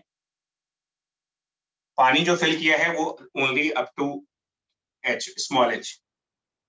ये डायमेंशन एल है, ये बी है और ये ओरिजिनली रेस्ट पे है, पहले से ये रेस्ट पे है। इसमें क्वेश्चन ये पूछते हैं कि अगर हम इस कंटेनर को राइट साइड एक्सेलरेट करेंगे, अगर इस कंटेनर को राइट साइड एक्सेलरेट करेंगे तो क्या पानी बाहर आएगा या नहीं आएगा। मतलब इस एक्सपेरिमेंट को आप ग्लास के साथ भी कर सकते हो। पानी का ग्लास अगर घर में हो तो आधा ग्लास भर लीजिए हाइट भी या पूछने के या क्वेश्चन 3/4 ग्लास भर लीजिए और ग्लास में पानी भर करके दौड़ो आप, तो क्या पानी ग्लास से बाहर निकलेगा कि नहीं निकलेगा। निकल जाता है। अरे भैया मेरे राजस्थान डिपेंड साइड करेगा में, क्या सुनिए, राजस्थान साइड में और अभी भी कुछ गांव में कुछ लेडीज लोग अभी भी मटका भर के आती हैं पानी, है ना, मूवीज में देखा होगा आपने। यस सर, देखा है। मटका लिया, पानी बहुत भरा सारे और मटके। सर पे लेके चलने लगे, तो क्या उनके मटके में से पानी बाहर निकल रहा है। नो नहीं सर, तो अगर क्यों? तेज भागेंगे तो निकलेगा। तो सर निकल जाएगा। हाँ सर। अच्छा, तो कम एक्सेलरेशन पे तो नहीं निकल रहा है ना फिर। नहीं नहीं सर। नहीं सर, अगर नहीं भागने सर। लगे, ज्यादा एक्सेलरेट करे यस तब सर। निकलेगा। तो आप ऐसे कर लो कि हम मैक्सिमम कितना एक्सेलरेट करें ताकि पानी गिर जाए, ऐसे क्वेश्चन आ जाए। चलिए ये बना लेते हैं। सर बट हाइट कम हुई तब भी तो नहीं निकलेगा। किसकी हाइट कम हुई। सर मतलब अगर पानी का वॉल्यूम कम हुआ तब भी तो नहीं जितनी निकलेगा हाइट पानी। एक एक्सेलरेशन के बाद तो निकल भाई, जाता। अगर पानी बहुत कम है तो फिर एक्सेलरेशन बहुत ज्यादा करोगे तब पानी बाहर आएगा। यस सर, लेकिन निकलेगा जरूर एक्सप्रेशन पे। तो बताओ, अभी फिलहाल ये रेस्ट पे है। जब ये रेस्ट पे होगा तो पानी का लेवल बिल्कुल हॉरिजॉन्टल होगा, पानी का level perfect horizontal, level of water will be perfect horizontal. तो सर और हमें ये इस मतलब सर राइट साइड पे दौड़ने से अगर बाहर निकलवाना है तो हमें ऐसी एक्सेलरेशन देनी पड़ेगी जिससे पानी का जो एक कोई ना कोई पॉइंट जस्ट उस कैपिटल एच हाइट तक कैपिटल पहुंच एच के जाए। पास चला जाए। बिल्कुल बिल्कुल बिल्कुल। अच्छा, तो इसमें एक वो राइट वाला, ट्रायंगल बन जाए जिसका हाइट कैपिटल एच और बेस एल है। अच्छा एक बात ये भी तो सुनो पहले, आप एक बात ये भी तो सुनिए। ये वो वाला एग्जांपल बिठाओ ना कि अगर आप सब लोग, हम लोग ट्रेन में, बस में कहीं भी बैठे हैं, मान लीजिए बैठे हैं और ट्रेन या बस स्टॉप करी हुई है, रुकी हुई है, ठीक, अचानक से एक्सेलरेशन आ जाए उसमें, पानी स्प्लैश कर जाता है बाहर। पानी नहीं, पर्सन्स की बात कर रहे हैं। अगर आप ड्राइविंग, चला मतलब अगर जाता आप है। पीछे की सीट पर बैठे हो, लगता किधर जिधर एक्सेलरेट होते हो या उसके opposite. Left side, opposite side. फिर कुछ बातें तो रियलिस्टिक भी समझनी पड़ेंगी कि अभी इसका वाटर लेवल हॉरिजॉन्टल है, अभी ये वाटर लेवल हॉरिजॉन्टल है, लेकिन जब यही कंटेनर एक्सेलरेट करेगा तो ये पानी का लेवल हॉरिजॉन्टल नहीं होगा, ये पानी का लेवल थोड़ा सा टिल्ट करेगा। Yes sir. और किधर किधर राइज करेगा, लेफ्ट साइड में। Sir left hand left side पे साइड राइज पे। करेगा। बिल्कुल। ना हो तो आप ग्लास में पानी भर के देख लीजिए, या जार, अगर घर में रेक्टेंगुलर जार हो तो पानी भर के एक्सपेरिमेंट कर लो। पानी तो फ्री का है, कौन सा बहुत पैसे लग रहे हैं इसके एक्सपेरिमेंट करने में। तो मैं ये कह रहा हूं कि अब ये क्या होगा, इसका मैं टू डायमेंशनल व्यू दिखा रहा हूं आपको, 2D व्यू, कि अगर हम इस कंटेनर को एक्सेलरेट करेंगे तो ये पानी का लेवल अब हॉरिजॉन्टल नहीं रुकेगा, पहली बात, ये थोड़ा सा टिल्टेड लेवल होगा। और कितने एंगल से टिल्ट होगा ये क्वेश्चन है। पानी का tan level, inverse A by G। हाँ, पानी का लेवल टिल्ट करेगा, राइट, मतलब ये वाटर लेवल एक्सेलरेशन के अपोजिट साइड पर राइज कर जाएगा। जिधर एक्सेलरेट कर रहे हैं उसके अपोजिट पे पानी का लेवल उठेगा और दूसरी तरफ गिरेगा, मतलब यहाँ पर राइट साइड पर लेवल डिप करेगा और लेफ्ट साइड का लेवल राइज करेगा। Yes sir. तो अगर पानी स्पिल आउट होगा तो वो इस साइड से ही हो सकता है, कभी भी इस साइड से पानी बाहर नहीं आएगा। Yes sir. तो अब पहला क्वेश्चन तो ये है कि इसका एंगल क्या बनेगा, यहाँ पर क्या एंगल बनेगा, कितने एंगल से वो टिल्ट होगा। हम ये मान के चल रहे हैं कि पानी बाहर नहीं निकला, ये मान के चल रहे हो आप कि पानी बाहर नहीं आया, एज्यूम कर लूं। हम ये मान के चल रहे हैं कि पानी जो है वो एक्सेलरेट होने के बाद बाहर नहीं आया, लेकिन पानी का सरफेस टिल्ट कर गया है और एंगल ऑफ टिल्ट फाइंड करना है कि ये थीटा एंगल कितना होगा। कैसे करेंगे, देखिए हमने यहां पर कोई एक पॉइंट चूज किया, सुनो तो एक पॉइंट ए चूज कर लिया, इससे मान लो कुछ डिस्टेंस y1 हम नीचे आए और हमें बी पॉइंट मिला, बी से L डिस्टेंस पीछे गए, कोई सी पॉइंट मिला, और उससे y2 डिस्टेंस ऊपर आए और कोई डी पॉइंट मिला। तो एक एक करके मुझे बताना, प्रेशर एट ए, मतलब ए से स्टार्ट कर रहे हैं और y1 नीचे गए, क्या लिखे इसमें, PA प्लस रो P प्लस रो G/1 और ये किसके प्रेशर के बराबर हो गया, PB पीबी। अब हम बी से सी की तरफ चल रहे हैं, तो प्रेशर एट बी और ये डिस्टेंस एल मान लो, PB प्लस रो AL। एल मत लीजिए सर, उसका भी डायमेंशन आपने एल लिया है। एक्स कुछ और मान लो यार, इसको एक्स मान लो, L डैश एक्स मान लेते ना यार। बी से सी की तरफ जाने पर प्रेशर बढ़ेगा या घटेगा, एक्सेलरेशन को देखते हो, बढ़ेगा। बढ़ेगा। रो ए एक्स, और ये पहुंच गए आप पॉइंट सी पर। अब पॉइंट सी से पॉइंट डी की तरफ आएंगे, यानी ऊपर कम होगा, minus rho g y rho g y2 equal to PD pressure at D. यही तरीका है, अप डाउन थ्योरी यहाँ भी चल रही है। अब सबको ऐड करो, तीनों इक्वेशंस को ऐड करेंगे, तो राइट साइड इसका पीबी और लेफ्ट साइड इसका पीबी, राइट साइड इसमें पीसी है, लेफ्ट साइड इसमें पीसी है, कैंसिल आउट हो जाएंगे सब। लेफ्ट साइड बचे मेरे पास PA plus rho A X equal to नहीं, plus rho g y1 minus rho g y2, उसमें से माइनस रो जी कॉमन कर देंगे तो ये बचेगा y2 माइनस y1, और राइट साइड बचेगा पीडी। चेक कर लो एक बार, चेक कर लो, यस सर। नोट भी कर लो, चेक भी कर लो, मतलब जल्दीबाजी नहीं होनी चाहिए। सही है, यस सर। ओके जी। और ए और डी दोनों ही ऊपर के सरफेस पर है, point A and D both are on the surface of water above which there is atmosphere, और एटमॉस्फेयर के प्रेशर वेरिएशन को हम अवॉइड करते हैं। तो पॉइंट ए के ऊपर भी एटमॉस्फेयर है, पॉइंट डी के ऊपर भी एटमॉस्फेयर है। pressure at A and D should be equal. PA और PD इक्वल होंगे। Must be equal. Pressure at A and pressure at D must be equal.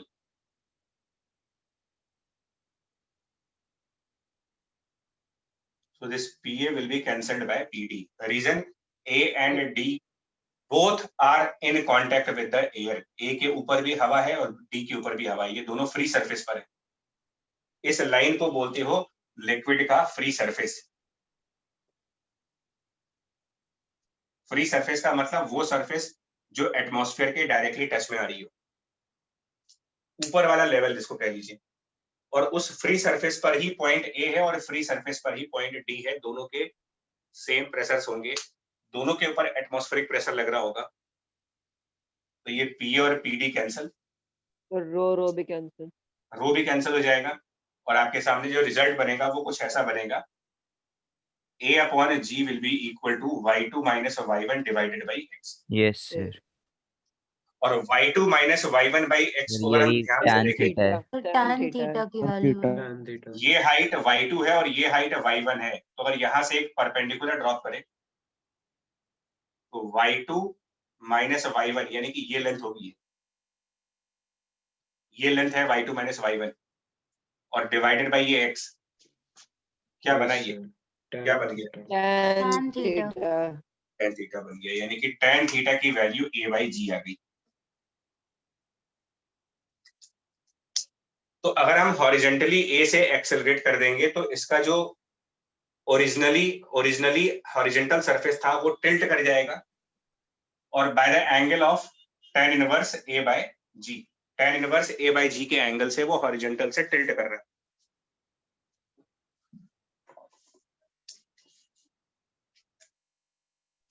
Theta is the maximum angle at which water will not spill out. नहीं, वो सब नहीं हो रहा है। अभी आप सिर्फ एक कंसेप्ट पढ़ रहे हो कि हॉरिजेंटल एक्सेलरेशन करने पर इनिशियली जो सरफेस बिल्कुल फ्लैट था वो एक तरफ झुकेगा, झुक जाएगा, एक तरफ से वो सरफेस नीचे गिरेगा, एक तरफ से सरफेस उठेगा, मतलब जो चीज बिल्कुल फ्लैट थी वो डिप कर जाएगी, ऐसे तिरछी हो जाएगी। तो हम सिर्फ वो टिल्ट फाइंड कर रहे हैं कि कितने एंगल से वो टिल्ट करेगा। वो एंगल आपका आ रहा है tan theta equals to a by g. अब पानी स्पिल आउट होगा कि नहीं होगा वो इस टिल्ट पे डिपेंड करता है। जरूरत से ज्यादा टिल्ट करेगा तो स्पिल कर जाएगा, बहुत ज्यादा टिल्ट तो होगा देखो तो। tan theta capital H minus small h upon L होगा तो वो नहीं होगा, और उससे अगर ज्यादा हो गया तो कर जाएगा। बिल्कुल। अब इसको भी समझना होगा, इसको इस पॉइंट को भी समझना होगा, इसमें कई सारे कंसेप्ट्स है। देखिए इसको फिर से एक बार 2 डायमेंशनल व्यू में देखना, 2 डायमेंशनल व्यू में आप इसको समझने की कोशिश करना कि क्या कहना चाह रहे हैं। ये वो लेवल था जब कंटेनर रेस्ट पे था। हम लोग कह रहे हैं जब कंटेनर रेस्ट पे होगा तो हॉरिजॉन्टल लेवल होगा। तो ये लेवल एट रेस्ट, मतलब जब कंटेनर रुका हुआ था तो ये लेवल था। मैं कह रहा हूं कि जब कंटेनर एक्सेलरेट करेगा तो एक तरफ से लेवल नीचे गिरेगा और एक तरफ से लेवल उठेगा। और मैं ये भी कह रहा हूं सेंटर पॉइंट से हाफ साइड पर लेवल गिरेगा और हाफ साइड उठेगा। अब आप इससे इत्तेफाक रखते हो कि नहीं रखते हो ये देखो आप। जो इसका सेंटर पॉइंट होगा ना उससे जितना लेवल डिप करेगा सेंटर के दूसरे साइड उतना ही राइज करेगा ही। सर ये तो कॉन्ग्रुएंसी हो गई। क्यों होगा ये? क्योंकि भाई इधर डिप करने के बाद यहाँ पर पानी तो बचेगा नहीं। वॉल्यूम सेम अगर रहेगा। इधर लेवल डिप हुआ तो ये वाला स्पेस आप सिर्फ नजर रखना स्क्रीन के ऊपर, ये स्पेस लेवल डिप होने के बाद खाली नहीं हो जाएगा। यहाँ जहां पर पहले पानी है वहां पर अब हवा आएगी, तो ये पानी कहाँ एडजस्ट करोगे फिर? ऊपर, दूसरे हेड पे ऊपर। ये एक्स्ट्रा वॉल्यूम में, क्योंकि कंजर्वेशन ऑफ मास तो रहेगा ना, टोटल मास तो कंजर्व रखना ही। तो अगर इधर एक तरफ लेवल डिप करने से वाटर वाली स्पेस एयर वाले स्पेस में कन्वर्ट हो जाएगी, जहां पर वाटर था वहां एयर आ जाएगा। तो इधर जहां पहले एयर था वहां वाटर आ जाएगा। Yes sir. तो ये दोनों तरफ आइडेंटिकल ट्रायंगल नहीं बनने चाहिए। यस सर, बनने चाहिए। तो जब ये डिप करेगा तो जितना इस तरफ खाली होगा, इस साइड पर जितना ये खाली होगा, इधर ऑटोमेटिकली उतना राइज कर जाएगा। तो ये रेड वाली जो है this is level at acceleration. Black colour से आपने जो लाइन दिखाई है वो स्टेशनरी कंडीशन की लेवल थी, और एक्सेलरेट होने पर एक तरफ लेवल डिप करेगा और एक तरफ राइज करेगा। कितना डिप करेगा और कितना राइज करेगा ये भी क्वेश्चन है।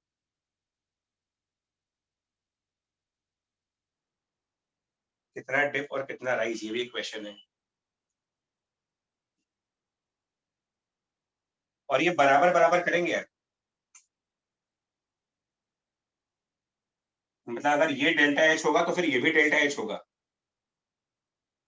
इसके पीछे का आर्ग्यूमेंट बताओ, क्यों कहा जा रहा है कि दोनों तरफ सेम लेवल होना चाहिए, मतलब जितना इधर डिप करेंगे उतना इधर राइज करना चाहिए। Conservation of mass. सर पानी तो उतना ही है, इधर से जितना कम होगा उतना ऊपर होना ही पड़ेगा।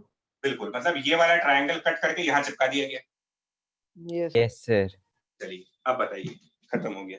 अब बताओ, पानी स्पिल आउट ना करे उसके लिए हम कितना एक्सेलरेट कर सकते हैं इसको? Capital H minus small H, नहीं ये भैया हाइट तक पानी ना है। यार, ये सामने रखा है भाई, देखो आप इसको लेकर के दौड़ोगे तो आपसे कह रहे हैं कि बताओ कितना एक्सेलरेट कर सकते हो ताकि पानी ना गिरे, और हमें ये पता है कि यहाँ पर लेवल नीचे गिरेगा और यहाँ का लेवल उठेगा।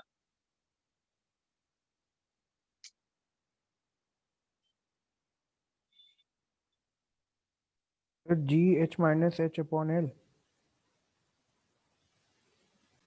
2g into h minus h 2 का टर्म आएगा भाई, वो 2 वाला टर्म तो ध्यान नहीं दे रहे, पता नहीं क्यों। Yes sir 2g h factor minus of h upon l। Factor of 2 आप लोग को शायद समझ नहीं आ रहा है कि वो 2 का फैक्टर क्यों आ रहा है वहां पर आंसर में। सर क्योंकि दोनों तरफ इक्वली उठ रहा है तो l/2 का टर्म आना पड़ेगा ना वहाँ पे। सर और ये जो लेवल है यहाँ सेंटर तो उसी पॉइंट पर है, आप नोटिस नहीं कर पाए? क्योंकि हम लोग मेजर भी सेंटर से ही कर रहे हैं उस ग्रोथ। प्रीवियस लेवल और नए लेवल का सेंटर कॉमन है, तो सेंटर पॉइंट के इधर वाला लेवल उठना चाहिए। इधर का लेवल उठाओ, आप कितना उठा सकते हो, मैक्सिमम कितना उठा सकते हो? h minus H minus H, इधर का लेवल उठा के देखो, इधर का लेवल मैक्सिमम कितना उठा सकते हो? एच माइनस गया h minus H.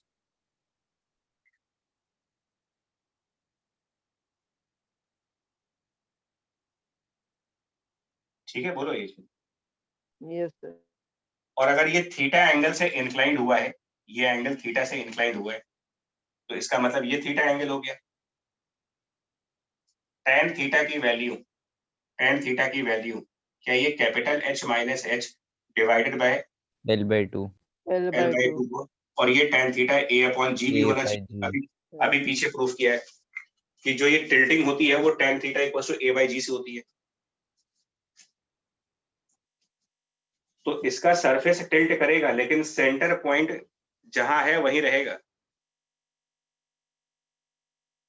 Centre point नहीं टिल्ट होगा, सेंटर पॉइंट जहां पहले था वही रहेगा। सेंटर के हाफ साइड का लेवल उठेगा और इक्वल एंगल से इधर थीटा एंगल राइज करोगे, इधर थीटा एंगल डिप कर जाओगे। एक तरफ थीटा डिप करना है, एक तरफ थीटा राइज करना है।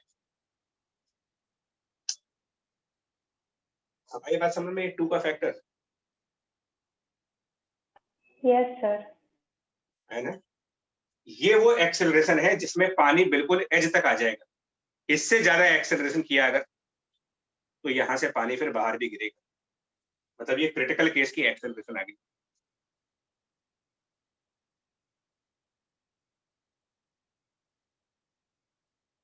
दो कंसेप्ट्स हैं इसमें, दो कंसेप्ट्स बहुत केयरफुली सुनिएगा। पहला कंसेप्ट, एक्सेलरेट करने पर जो पानी का लेवल होगा वो हॉरिजॉन्टल ना हो करके टिल्ट कर जाएगा, ये पहला कंसेप्ट है। कितने एंगल से टिल्ट करेगा? तो आंसर है tan थीटा बराबर a अपॉन जी।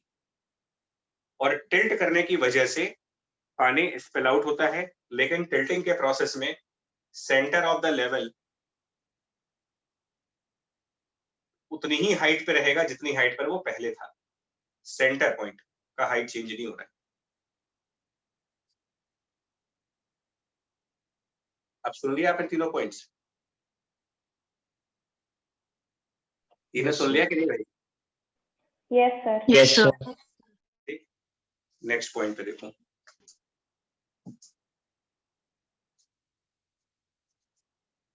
इन सब का एक ऑब्जेक्टिव अप्रोच भी है।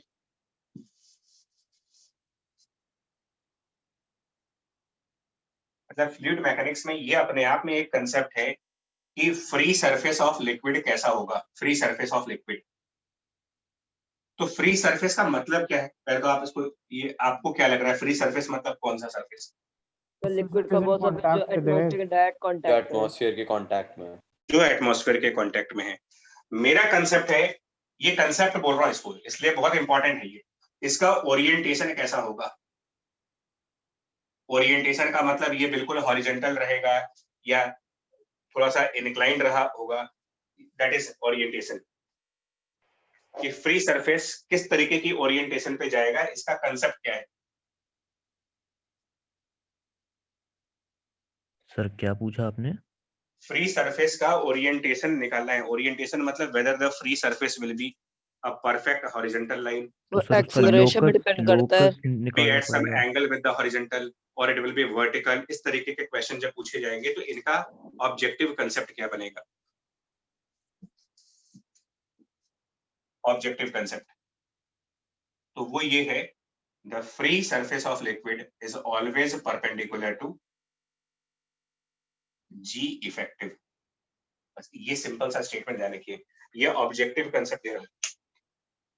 लिक्विड के फ्री सरफेस का ओरिएंटेशन जी इफेक्टिव की डायरेक्शन के हमेशा 90 डिग्री पर मिलना चाहिए।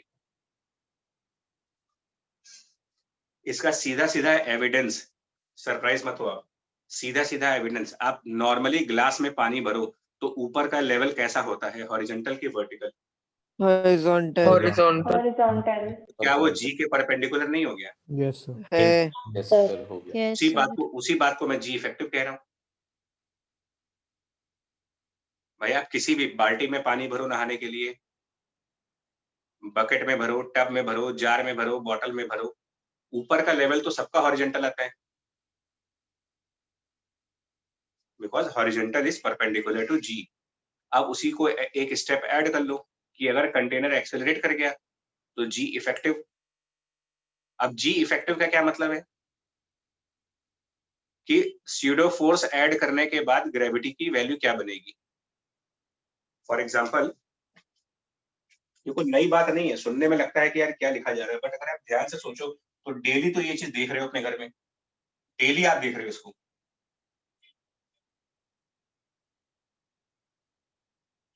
कभी, लेकिन तब क्वेश्चन ये है कि मन में ये कभी ख्याल नहीं आया कि यार पानी भरने पर ऊपर लेवल हॉरिजॉन्टल क्यों बनता है? ये ख्याल कभी नहीं आता है कि पानी का लेवल हॉरिजॉन्टल क्यों होता है। अब बताओ ना, जी इफेक्टिव अगर हम एक्सेलरेट करेंगे तो जी इफेक्टिव का क्या मतलब है? जी इफेक्टिव का मतलब है ग्रेविटी और स्यूडो फोर्स का रिजल्टेंट।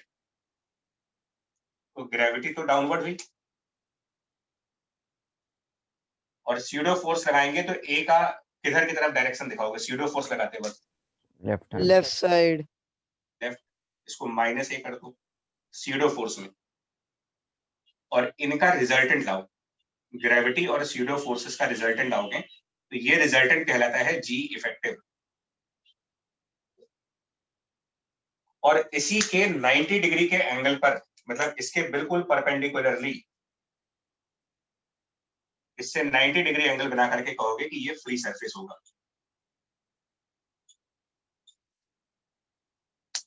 तो अगर ये फ्री सरफेस हॉरिजॉन्टल लाइन से थीटा एंगल पर है, अगर फ्री सरफेस का हॉरिजॉन्टल से थीटा एंगल बन रहा हो,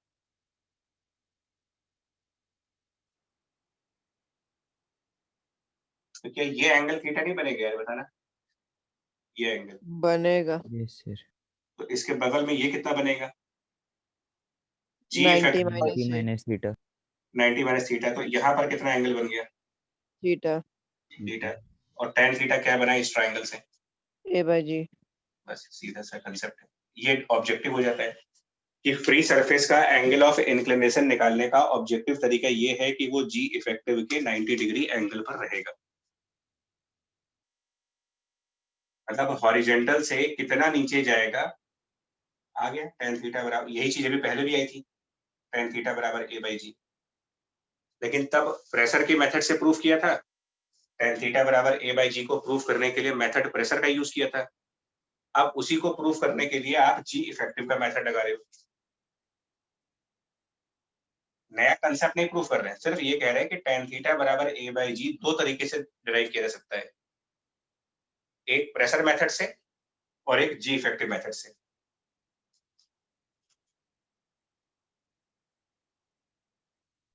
सर, तो जैसे आपने हम लोगों को बताया भी था कि अगर कोई ऑब्जेक्ट सरफेस पर रखा हुआ है तो भले वो एक्सेलरेट कर रहा हो लेकिन नॉर्मल और mg उस समय इक्वल होते हैं अगर कोई वर्टिकल एक्सेलरेशन ना होगा। तो जी इफेक्टिव तब हम उसके तब भी कह सकते हैं, लेकिन तब उस समय जी इफेक्टिव कंसिडर होता नहीं है। तो यार फ्री सरफेस के फिनोमेनन में जी इफेक्टिव कंसिडर कैसे हो गया? यस तो वही ऐसा है कि परपेंडिकुलर है। क्या चीज?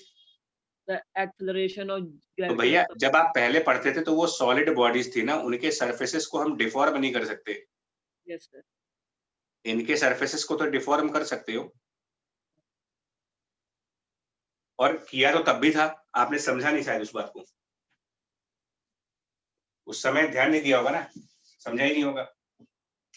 क्या रोटेशनल मैकेनिक्स में ये बात कही नहीं गई थी कि अगर आप एक ऑब्जेक्ट को हॉरिजॉन्टली एक्सेलरेट करने के लिए फोर्स लगाओगे तभी तो एक्सेलरेट होगा ये। याद करो, नॉर्मल फोर्स क्या इसके सेंटर से पास करवाया था हम लोगों ने?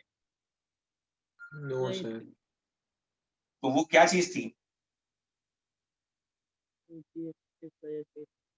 सर टॉपलिंग के कॉन्सेप्ट। भाई वहां पर सरफेस आपका टिल्ट नहीं कर सकता, तो नॉर्मल अपने आप को रिडिस्ट्रीब्यूट करता है। उसको इससे ना मिलाओ यार, लॉजिकली सोचो ना, सॉलिड बॉडी के सरफेस को आप इंक्लाइन कैसे करोगे? भाई लिक्विड का सरफेस तो अपने आप को एडजस्ट कर सकता है, सॉलिड कैसे एडजस्ट करेगा?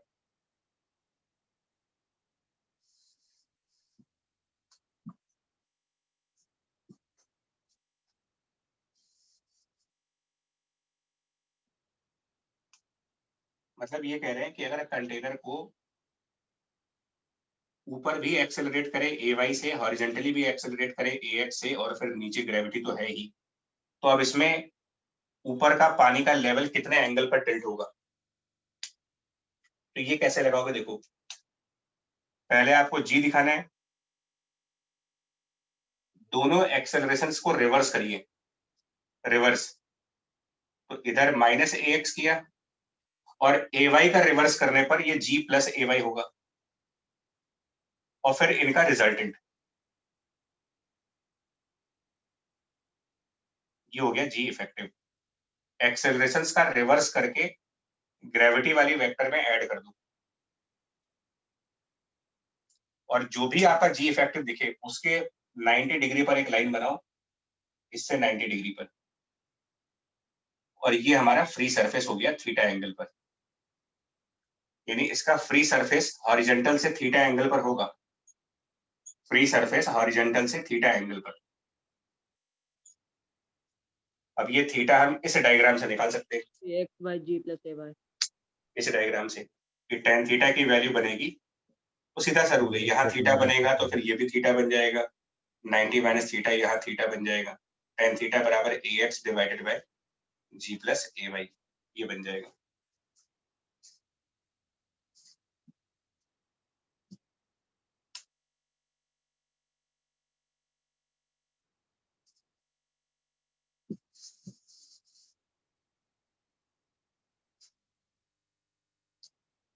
थोड़ा पढ़ो जा करके, मैं फिर बता रहा हूँ, थोड़ा पढ़ो इसको।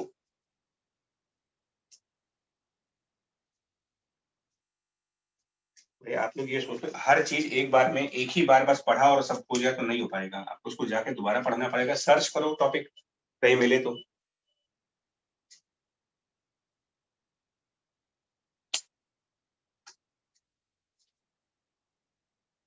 नोट किया कि नहीं? Yes sir. Yes sir. जब ऑब्जेक्टिव मेथड बोल के कोई चीज बता रहा हूँ तो ये न्यूमेरिकल करने के लिए, इसके में आप ना बहुत अगर डीपली सोचोगे कि ऐसा क्यों क्या करना है, तो फिर प्रेशर वाले मेथड पे जाओ।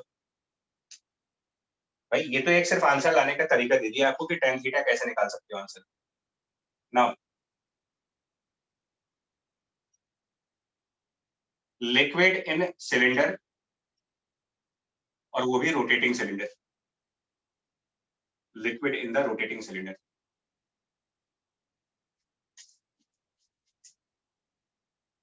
इसमें भी कहते हैं कि जब अगर सिलेंडर के अंदर लिक्विड है और सिलेंडर रोटेट करे, स्पिन करे, तो पानी का लेवल हॉरिजॉन्टल नहीं मिलेगा आपको। इसका भी एक्सपेरिमेंट किया जा सकता है। जिनके भी घरों में वॉशिंग मशीन टॉप लोडिंग वाली होगी,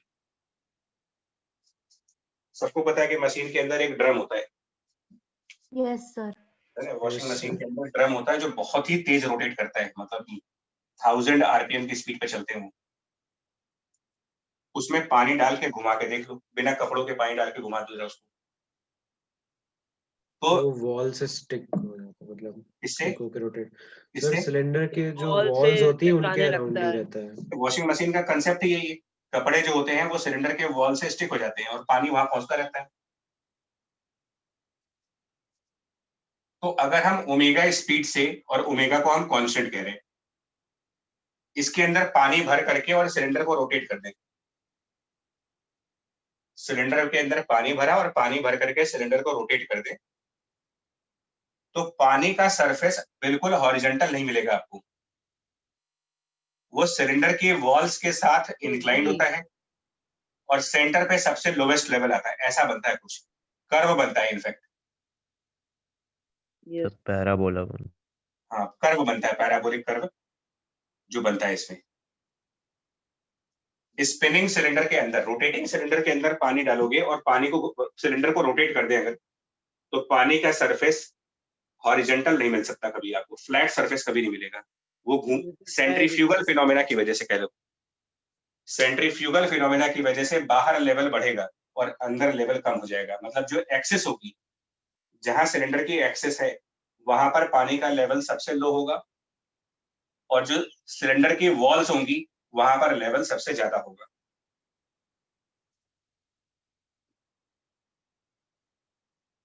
अब कुछ पॉइंट्स सुनने वाले हैं।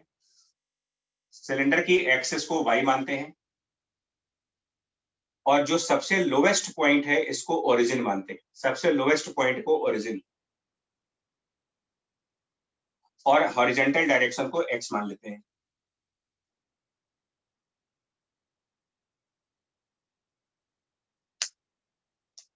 और जो ये सरफेस है, पानी का जो सरफेस है, ये मैथ्स के हिसाब से मैथमेटिकली एक कर्व है। पानी का सरफेस मैथमेटिकली कोई कर्व है, बोला उसकी इक्वेशन चाहिए, इसकी एक मैथमेटिकल इक्वेशन चाहिए, जो कर्व बना है उसकी मैथमेटिकल इक्वेशन कैसे आएगा? तो 2 मिनट। हाँ, करके देखो। टारगेट बता दिया आपको क्या है। रोटेटिंग सिलेंडर में पानी का लेवल कुछ कर्व बनता है, उस कर्व की मैथमेटिकल इक्वेशन क्या होगी ये पूछा जा रहा है आपसे। मतलब कि y और x में क्या रिलेशन चलेगा।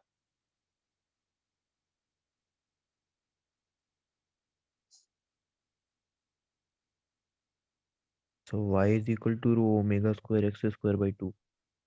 Omega square x square by 2 g भी आएगा उसमें। Yes sir, yes sir. Omega square x square by 2 g। तो अब मैंने जो स्टेटमेंट अभी तुम्हें दिया था उसको ध्यान करो, वो बहुत इंपॉर्टेंट स्टेटमेंट दिया है कि लिक्विड का सरफेस हमेशा g इफेक्टिव के परपेंडिकुलर होगा। इसको मैं समझा रहा हूं कैसे होगा, देखो। अगर हम लिक्विड के सरफेस पर कोई पॉइंट चूज कर लेते जिसके कोऑर्डिनेट x, y हो, एक पॉइंट लिक्विड के सरफेस पर जिसका कोऑर्डिनेट x, y है, तो g इफेक्टिव का तरीका भी बताया मैंने आपको। g इफेक्टिव का मतलब क्या था कि पहले आप g को ड्रॉ करें। g इफेक्टिव कैसे करते हैं, देखो। पहले ग्रेविटी ड्रॉ करिए, तो ग्रेविटी डाउनवर्ड, और एक्सेलरेशन, जो एक्सेलरेशन होता है उसका रिवर्स करना होता है। तो इस पॉइंट पर एक्सेलरेशन किधर होगा? तो अगर ये सिलेंडर रोटेट कर रहा है, राइट साइड में ओमेगा स्क्वायर है। सुनो अब, अगर ये सिलेंडर रोटेट कर रहा है तो थ्योरी ऑफ रोटेशन कहती है कि हर एक पॉइंट एक्सिस के अबाउट सर्कुलर मोशन करता है।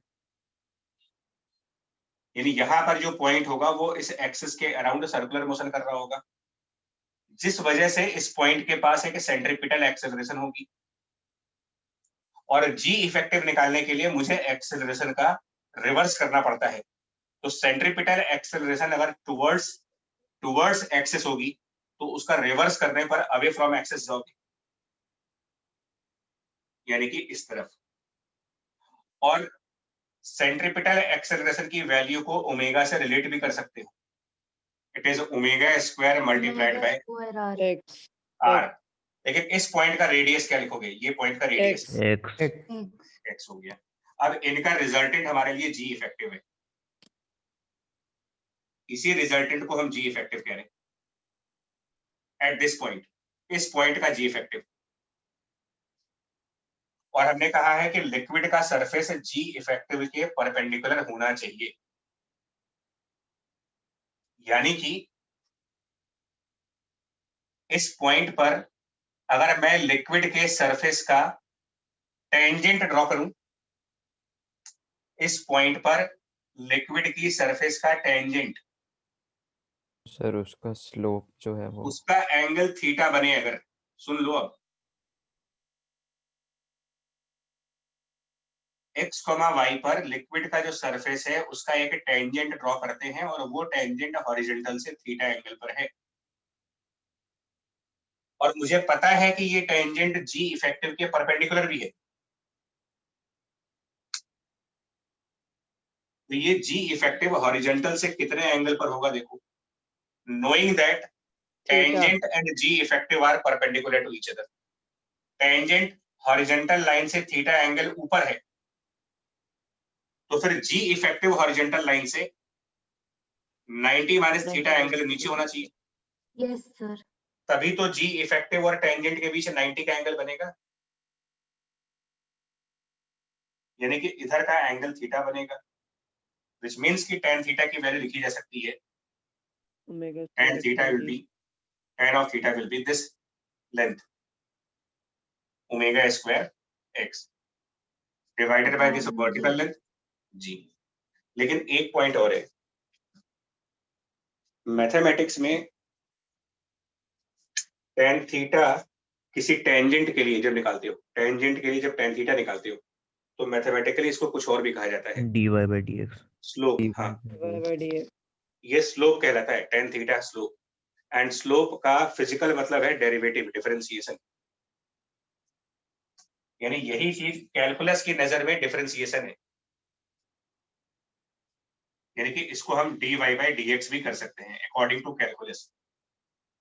According to calculus tan theta is dy/dx।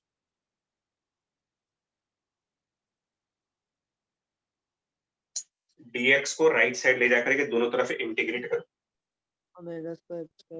dx को क्रॉस मल्टीप्लाई करके दोनों तरफ इंटीग्रेट करने पर एक रिजल्ट आएगा, which is y equal to omega square x square divided by 2g।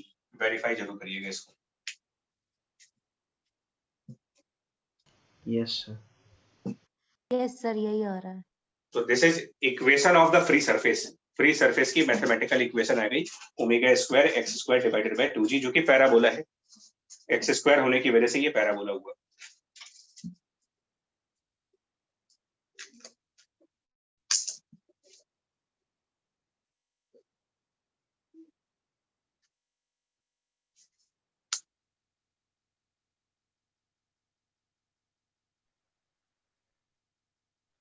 पहला पॉइंट हो गया, ये याद रखने वाली चीज है।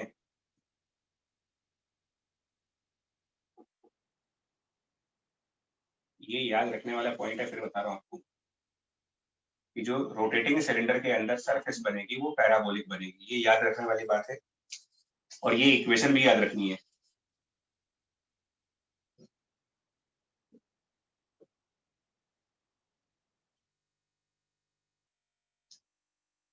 तो अब हमने यहाँ पर एक पॉइंट लिया है जिसके कोऑर्डिनेट हमने लिखे थे x, y, तो इनका रिलेशन आ गया, ठीक है। अब कुछ क्वेश्चंस हैं। इस पॉइंट पर क्या प्रेशर लिखोगे आप? Exactly at this point pressure की value, exactly at this point pressure की वैल्यू। रेफरेंस क्या है? नहीं तो ये तो एटमॉस्फेयर है ना, इसके ऊपर, इसके ऊपर एटमॉस्फेयर है। तो ये जो x, y का पॉइंट बोल रहे हैं, यहाँ पर प्रेशर की वैल्यू क्या बनेगी? PATM। और ये जो 0,0 है यहाँ पर क्या बनेगी? PATM। इनफैक्ट सरफेस के ऊपर कहीं भी कोई पॉइंट ले लो आप, सरफेस पर कहीं भी कोई पॉइंट लोगे, ये सारे पॉइंट्स का प्रेशर क्या बनेगा? PATM। Any point on the surface will be in contact with the atmosphere and therefore atmospheric pressure यहाँ भी लगेगा, एटमॉस्फेरिक प्रेशर यहाँ भी लगेगा, एटमॉस्फेरिक प्रेशर यहाँ भी होगा, यहाँ भी होगा, यहाँ भी होगा। इन सारे पॉइंट्स पर एटमॉस्फेरिक प्रेशर की वैल्यू होगी।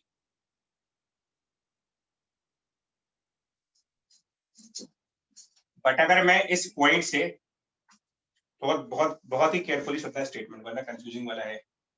इस x y वाले पॉइंट से नीचे वाले पॉइंट पर जाओ, from x y to the downward point which is से x 0।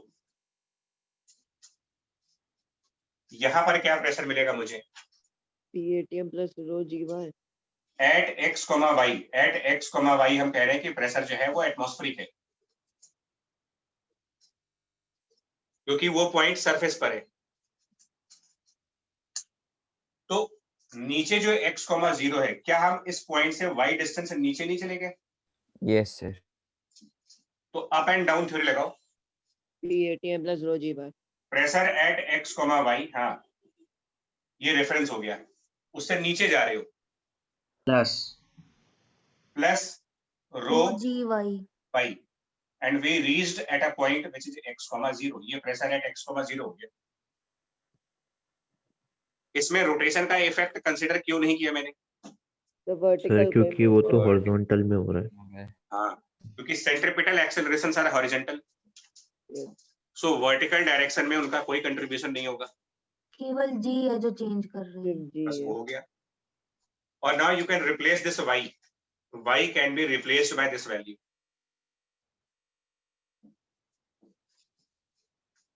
Row omega square x square by 2। बच्चा सुनना कंसेप्ट क्या है, ये खतरनाक कंसेप्ट है। अगर क्योंकि खतरनाक स्टूडेंट अपने हिसाब से इसका कंसेप्ट बना देता है, उसको जितना भी समझाओ वो समझेगा अपने लैंग्वेज में ही। तो pressure at x 0 is pressure at x y plus rho gy and y can be replaced now। तो y को रिप्लेस कर ही लेते हैं यार, omega square x square bye 2g यहाँ रिप्लेस कर लो, y को लाके रिप्लेस कर दो। और क्या ये भी स्टेटमेंट सही है कि pressure eight x y and the pressure at 0 0 ये एक ही है, x y और 0 0? Yes sir. सरफेस है तो एक ही है। हाँ, तो p x y की जगह मैं लिखूंगा pressure at 0 0 plus row y को जब यहाँ रिप्लेस कर देंगे जी कट जाएगा, तो ये omega square x square by 2 बन जाएगा यहाँ पर पूरा, बना? Yes sir. Yes and this is pressure at x 0। और बेटर वे में क्या बोल सकते हैं? Pressure away from axis, because x 0 वाला पॉइंट एक्सेस से दूर है, equals to pressure on axis, 0 0 is on this axis, plus rho omega square x square by 2। और ये अवे x डिस्टेंस ही है, मतलब एक्सेस ऑफ रोटेशन से x डिस्टेंस दूर जाने पर ये रिलेशंस बनेंगे प्रेशर्स के। ये रोटेशन के प्रेशर वेरिएशन का फॉर्मूला, रोटेशन की प्रेशर वेरिएशन का फॉर्मूला कह सकते हो। एक्सिस ऑफ रोटेशन पे जितना भी प्रेशर होगा उसमें रो omega square x square by 2 add करिए, ये एक्सिस से x डिस्टेंस दूर जाने का प्रेशर मिल जाएगा। तो वो जो आपने प्रेशर ऑन एक्सिस लिखा है, तो वो ऑन एक्सिस सही है, क्योंकि इसे पूरी एक्सिस में तो नीचे प्रेशर अलग होगा ना पानी के अंदर।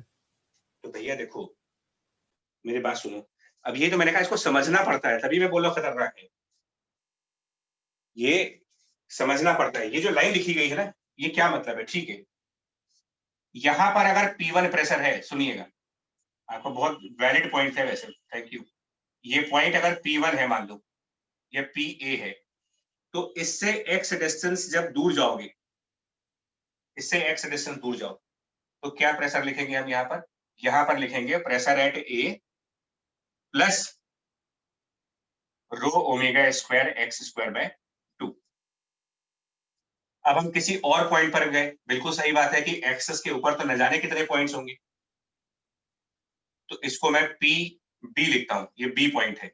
अब जब इससे x डिस्टेंस दूर जाओगे PB plus rho omega square x by 2, तो हम ये कहेंगे कि इस पॉइंट पर प्रेशर जो होगा वो PB plus rho omega square x square by 2।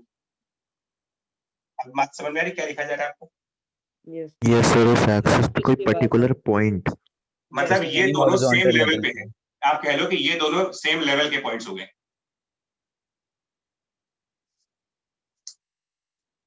आप एक लेवल पर दो पॉइंट चूज करें जिसमें एक एक्सिस पर है और एक दूर है, तो दूर वाले पॉइंट का प्रेशर एक्सिस वाले पॉइंट के प्रेशर में रो omega square x square by 2 add करके आएगा। इसकी कोई गारंटी नहीं है कि पूरे एक्सिस पर यूनिफॉर्म प्रेशर होगा। एक्सिस के एक पॉइंट में और एक्सिस के दूसरे पॉइंट में प्रेशर डिफरेंस हो सकता है, इनफैक्ट होगा। अगर ए और बी के बीच में h का डिफरेंस है तो इनमें प्रेशर डिफरेंस किसकी वजह से होगा? ग्रेविटी। ग्रेविटी। वो क्या रिलेशन बनेगा? PB is equal to PA plus Plus rho rho Rho GH. GH। इस तरीके से रिलेशन से।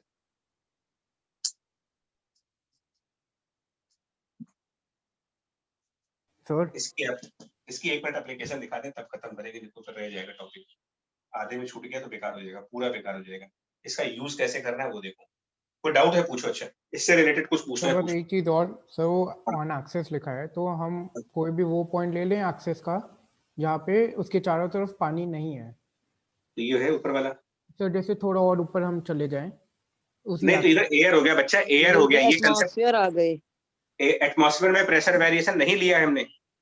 जैसे मतलब वो बेसिकली जहाँ से वाटर लेवल शुरू हो रहा है वहाँ के पानी में आप पानी में दो पॉइंट ले, लिक्विड में दो पॉइंट ले, एक पॉइंट एक्सिस पर, एक कहीं और ले लो। Yes sir. सेम लेवल पे। Okay sir. देखो न्यूमेरिकल करके बता रहा हूँ तो आप ज्यादा बेटर समझ पाओगे। इसको जब न्यूमेरिकल में अप्लाई करके देखोगे ना तब समझ आएगा ये। और ये बड़ा फेमस क्वेश्चन है। ये क्वेश्चन ये कहता है, ये जेई में भी आ चुका है, मतलब आता ही रहता है, आ चुका है नहीं, आ चुका है और आएगा। वो ये कहते हैं कि हम लोगों ने ऐसे एक दो वर्टिकल साइड और एक हॉरिजॉन्टल, इसको हम लिक्विड्स का यू ट्यूब कहते हैं। वो कह रहे हैं कि इसको एक साइड से रोटेट किया हमने, मतलब इसकी एक एक्सिस, एक साइड को एक्सिस बना करके इस ट्यूब को रोटेट किया ओमेगा से, जिस वजह से इसमें जो पानी भरा हुआ था उसका लेवल एक साइड पर कम है और एक तरफ लेवल ज्यादा हो गया। ये कंसेप्ट हो गया, एक तरफ लेवल कम है एक तरफ लेवल ज्यादा है और ये डिफरेंस डेल्टा एच है। मैं अभी क्वेश्चन नहीं कराऊंगा, मैं सिर्फ आपको इसका एप्लीकेशन बता दूं क्या है, इसका कैसे एप्लीकेशन करना है वो इस एग्जांपल में दिखा रहा हूं। ये साइड लेंथ L है और बहुत पतली सी ट्यूब है, बहुत पतली सी ट्यूब, मतलब यहां पर और यहां पर ज्यादा डिफरेंस नहीं है, नैरो है, बहुत नैरो ट्यूब। चलिए स्टार्ट कर रहे हैं। सबसे पहले बताओ यहाँ पर प्रेशर क्या दिखाओगे आप, इस पॉइंट का प्रेशर क्या दिखाओगे अगर ये ट्यूब ऊपर से खुला हुआ है, ओपन है? एटमॉस्फेयर। चलिए इसी को रेफरेंस मान लेते हैं और यहीं से चलना शुरू करते हैं, यहीं से चलेंगे। मान लिया ये डिस्टेंस h1 और ये height h2। h1 h2 given नहीं है, h1 h2 गिवन नहीं है, गिवन है डेल्टा h। हम ये अपनी तरफ से मान रहे हैं। तो अगर मैं इस रेफरेंस पॉइंट से h1 नीचे आऊंगा तो क्या लिखूं प्रेशर यहाँ पर? PATM plus rho GH1। PATM plus रो GH1। अब आप हॉरिजॉन्टली आगे बढ़ो, यहाँ पर क्या प्रेशर लिखेंगे? यहाँ पर ये कंसेप्ट है, देखो। Yes, PATM plus rho GH1। सुनो। Now we have 2 points. Point on the axis and point away from the axis.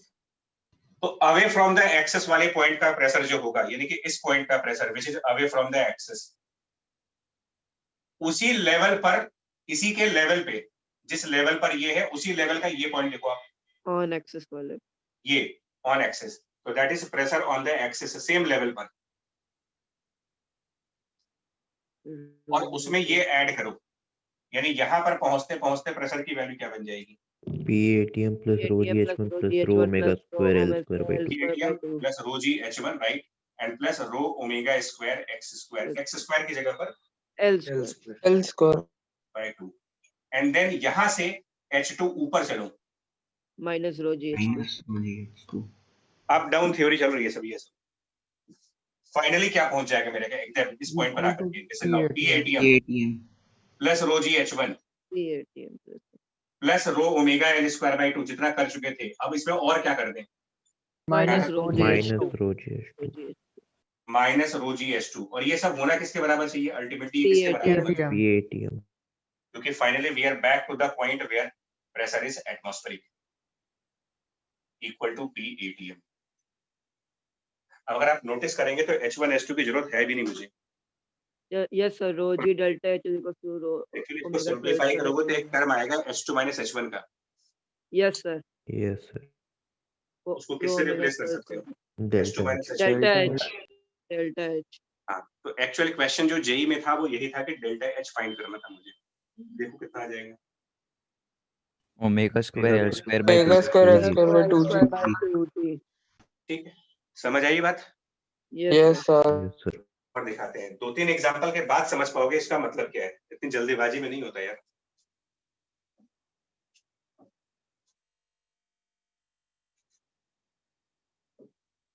Note कर ले फिर बढ़ेंगे, और अब आपको ये समझ में आ रहा है कि कोई एक रेफरेंस ले लो, एक जगह स्टार्ट कर दो आप, उसके बाद चलते रहो, तब तो अप डाउन थ्योरी काम कर जाएगी, चलते समय कुछ प्लस होगा कहीं माइनस होगा, वो डिपेंड करता है कहाँ प्लस कर, कितना प्लस करना है कितना माइनस करना है, ये कंसेप्ट क्लियर होना चाहिए आपको,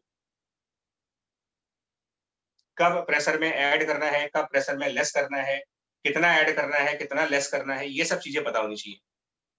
सर इसका एग्जैक्ट थोड़ा क्वेश्चन क्या था वो बता देंगे।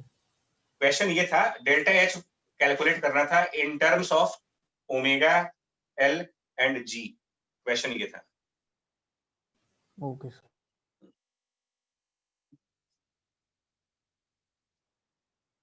अब मैं इसके कुछ और एप्लीकेशन दिखाऊं ताकि थोड़ा सा कॉन्फिडेंस बढ़े हमारे में। क्या है देखो, अगेन एग्जांपल ट्यूब का ही लेंगे, अभी भी इसी ट्यूब का एग्जांपल है, लेकिन अब एक्सिस ऑफ रोटेशन कहीं और से पास हो रही है। नाउ एक्सिस ऑफ रोटेशन यहां कहीं से पास हो गई, लेट्स से L/4 डिस्टेंस है और दूसरे साइड वो 3L/4 है, या एक तरफ L1 कर लेते हैं एक तरफ L2 कर लेते हैं, ज्यादा अच्छा होगा।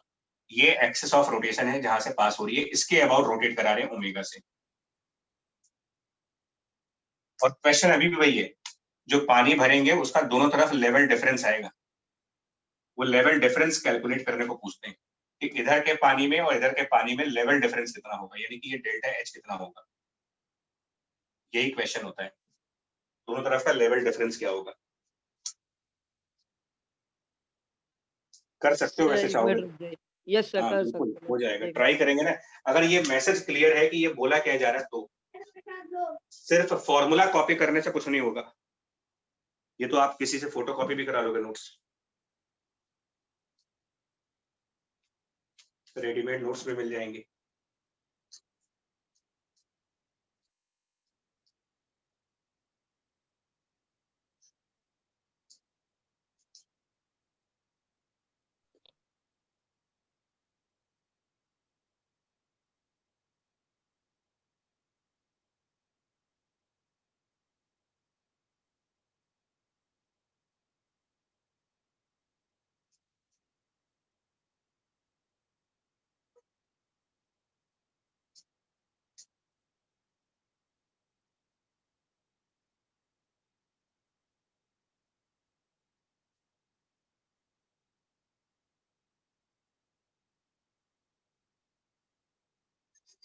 तो डेल्टा H निकालना है ना,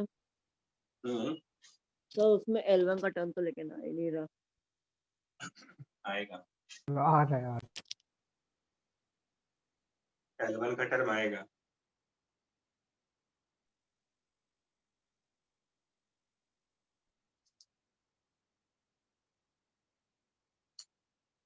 यस सर आया, यस सर आया। अब यहीं से चालू करो, सुनो। और तुम एक्सेस वाले को ही रेफरेंस मान लो। सुनो अब सुनना, एक्सेस वाले को रेफरेंस मानो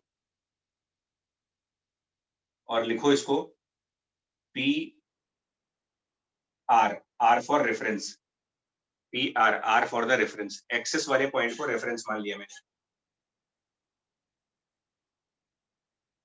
अब बताओ उससे L2 राइट साइड जाने पर कितना प्रेशर लिखे हैं? Minus rho omega omega square into L2 square minus L1 square whole upon 2। हाँ चलो अब इसको बताओ, एक्सेस वाला हमने पी आर मान लिया, pressure on the axis P R है। अब L2 राइट से लेगा तो क्या लिखें इसमें इस रूल के हिसाब से? प्लस कितना? रो omega square L2 square by 2। ठीक, और इससे मान लिया H1 ऊपर गए, मान लो H2 ऊपर चले गए इससे, तो अब यहाँ पर प्रेशर लिखोगे P R plus rho omega square L2 square by 2 minus rho g H2।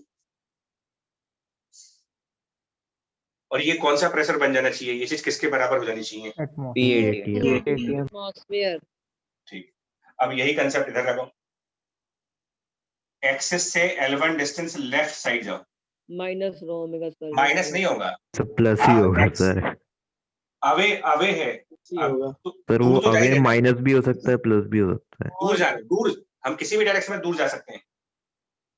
और वैसे भी एक्स स्क्वायर है यहाँ पर, तो एक्स पॉजिटिव हो चाहे नेगेटिव हो कोई फर्क नहीं पड़ता।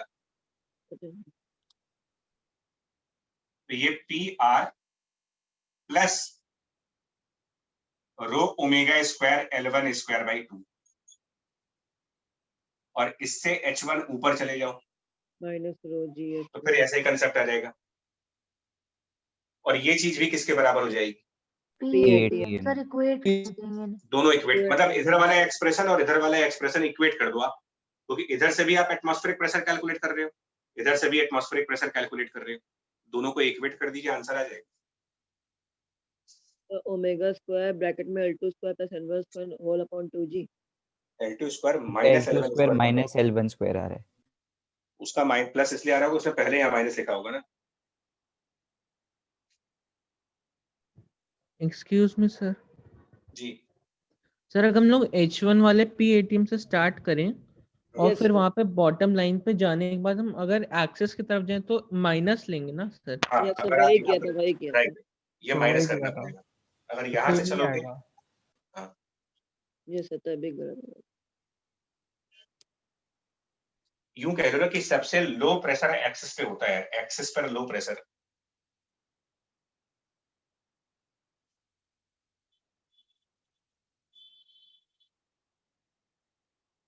जितना एक्सेस से दूर जाओगे प्रेशर उतना ज्यादा होता है। सर हम्म, सर जो आपने लास्ट क्वेश्चन कराया था उसमें जो आपने वो स्पेसिफाई किया था कि बहुत नैरो है ट्यूब, तो उसका कोई रीजन था? नहीं तो ये L2 मेजर किसको करोगे? अगर वो बहुत वाइड ट्यूब होगी तो L2 कहाँ तक का डिस्टेंस है? ओके L2 डिस्टेंस जिसको कह रहे हो ना हॉरिजॉन्टल वाला, यस सर समझ गए। वो किन दो पॉइंट्स के बीच हुआ? अगर ये नैरो नहीं होगा ना तो फिर मेंशन करना पड़ेगा ना मुझे। Yes sir. चलिए एक और क्वेश्चन देखो। ये यूट्यूब जो है अभी भी रोटेट करेगा, लेकिन अब की बार एक्सिस ऑफ रोटेशन ट्यूब के ही बाहर है। एक्सिस ऑफ रोटेशन यहाँ है, यहाँ ओमेगा से रोटेट करा रहे हैं। लेफ्ट वाली एज L1 डिस्टेंस पे और राइट वाली एज L2 डिस्टेंस पे। निकालना अभी भी वही है, अभी भी आपको ये बताना है कि इनका लेवल डिफरेंस क्या बनेगा। और ये हॉरिजॉन्टल डिस्टेंस बचा है, वो तो L1 L2 से अपने आप आ जाएगा। यहाँ पर क्या होगा?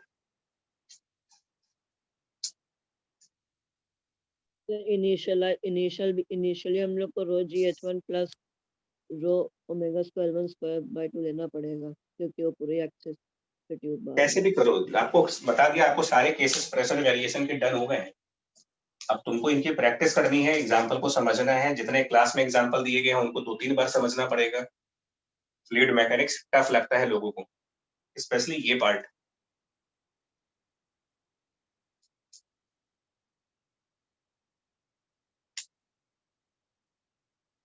करो स्टार्ट। यहाँ पर क्या लिखा है प्रेशर को? ATM। PATM। चलिए उसको P नॉट लिख देते हैं। नीचे आओ, मान लो H1 क्या लिखे अब? PATM plus rho G H1। P not plus rho g H1। अब इसके बाद फंसेगा मामला।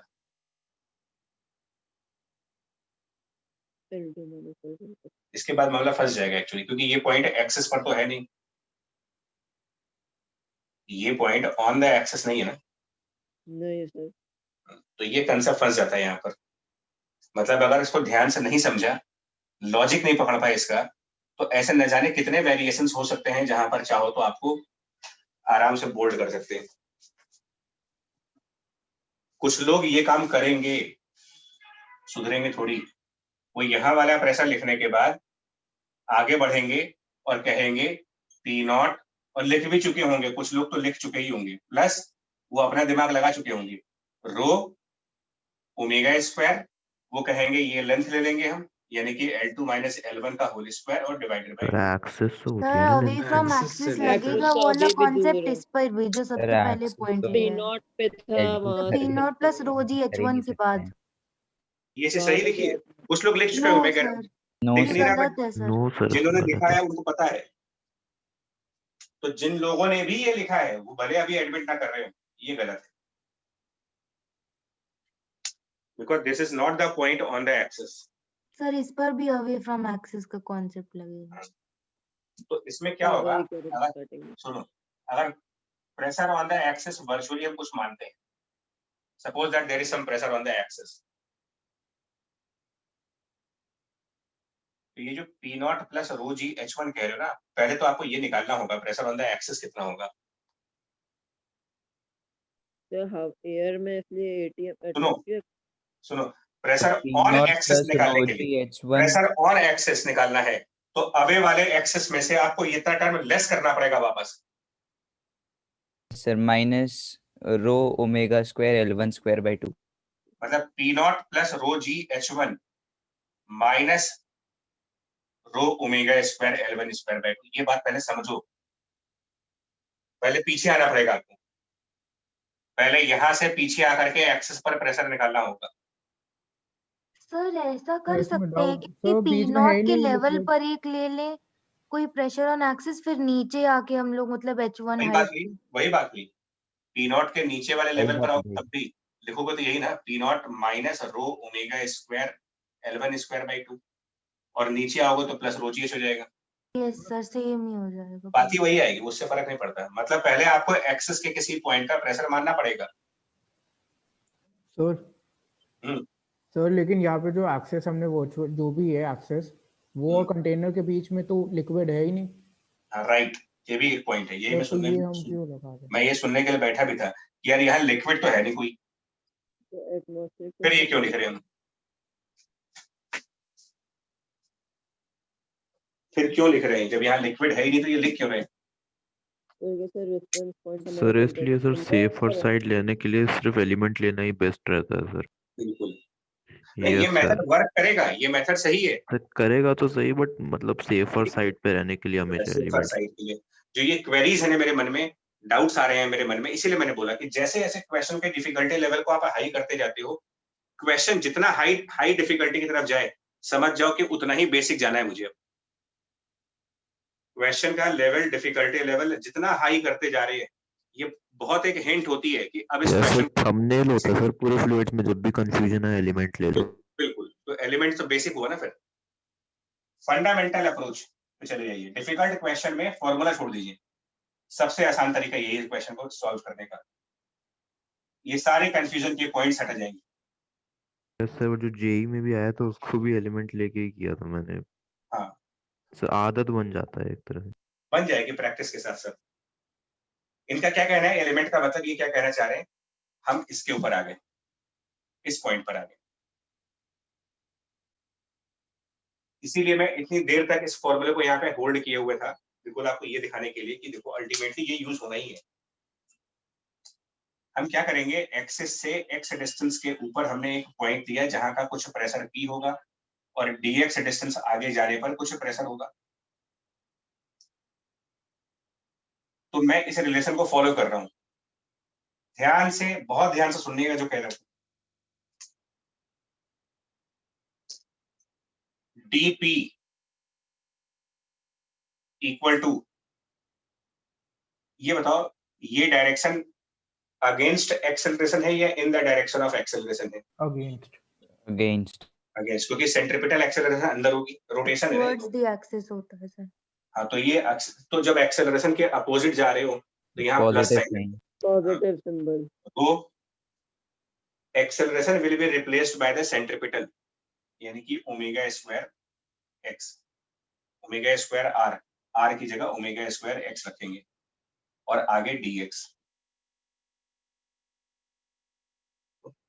रो ए सेंट्रीपिटल हो गया, ओमेगा स्क्वायर आर, आर की जगह मैंने x मान लिया और इनटू dx,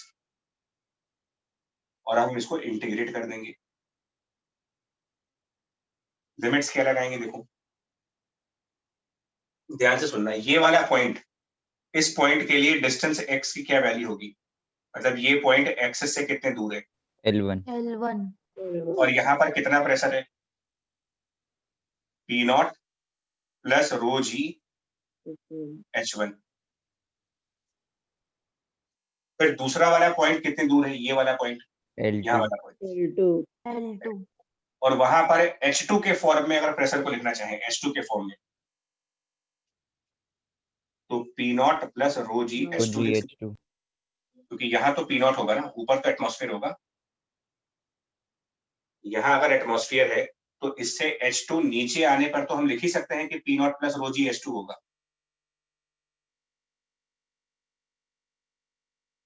और यहाँ P not plus rho g H1 होगा, इनमें तो कोई डाउट नहीं है ना, ये P not plus rho g H1 है और ये P not plus rho g H2 है, इनमें तो कोई डाउट है नहीं। No sir. और इन दोनों के बीच क्या रिलेशन है वो निकालने के लिए इन दोनों के बीच का पॉइंट सर्कुलर मोशन में है, जितने भी पॉइंट यहाँ देख रहे हैं वो सब सर्कुलर मोशन में होंगे, तो उनके लिए हमने डीपी का ये फॉर्मूला यूज किया है।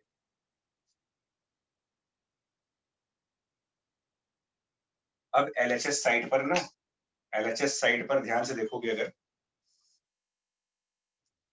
तो डेल्टा एच डायरेक्ट आ जाएगा। डेल्टा एच डायरेक्ट आ गया। यस सर, ऐसे ही किया था।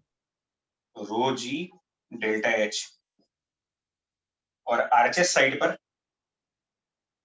रो ओमेगा स्क्वायर बाई 2 और यहाँ L2 square minus L1 square.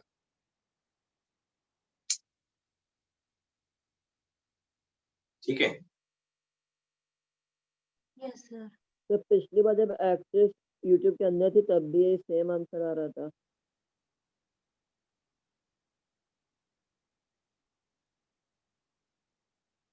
क्या आ रहा था तब भी यही आंसर आ रहा था। Yes sir. अच्छी बात है, फिर तो यही तो देखो, इसमें पहली बात तो ये है कि गिनती के 4-5 फिक्स क्वेश्चंस है, यही वाले क्वेश्चन घूम फिर के आने हैं। 2 ऑप्शन है, या तो समझ लो या तो याद करो, आएगा यही सब। अगर एम खाली एग्जाम में पास होने का है, नंबर लाने का है, तो रट डालो।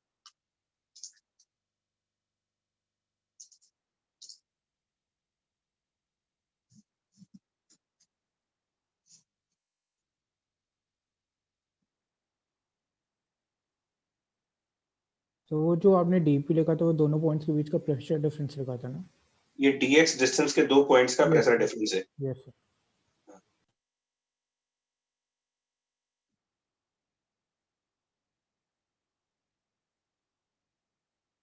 ठीक है, पॉइंट बोलो।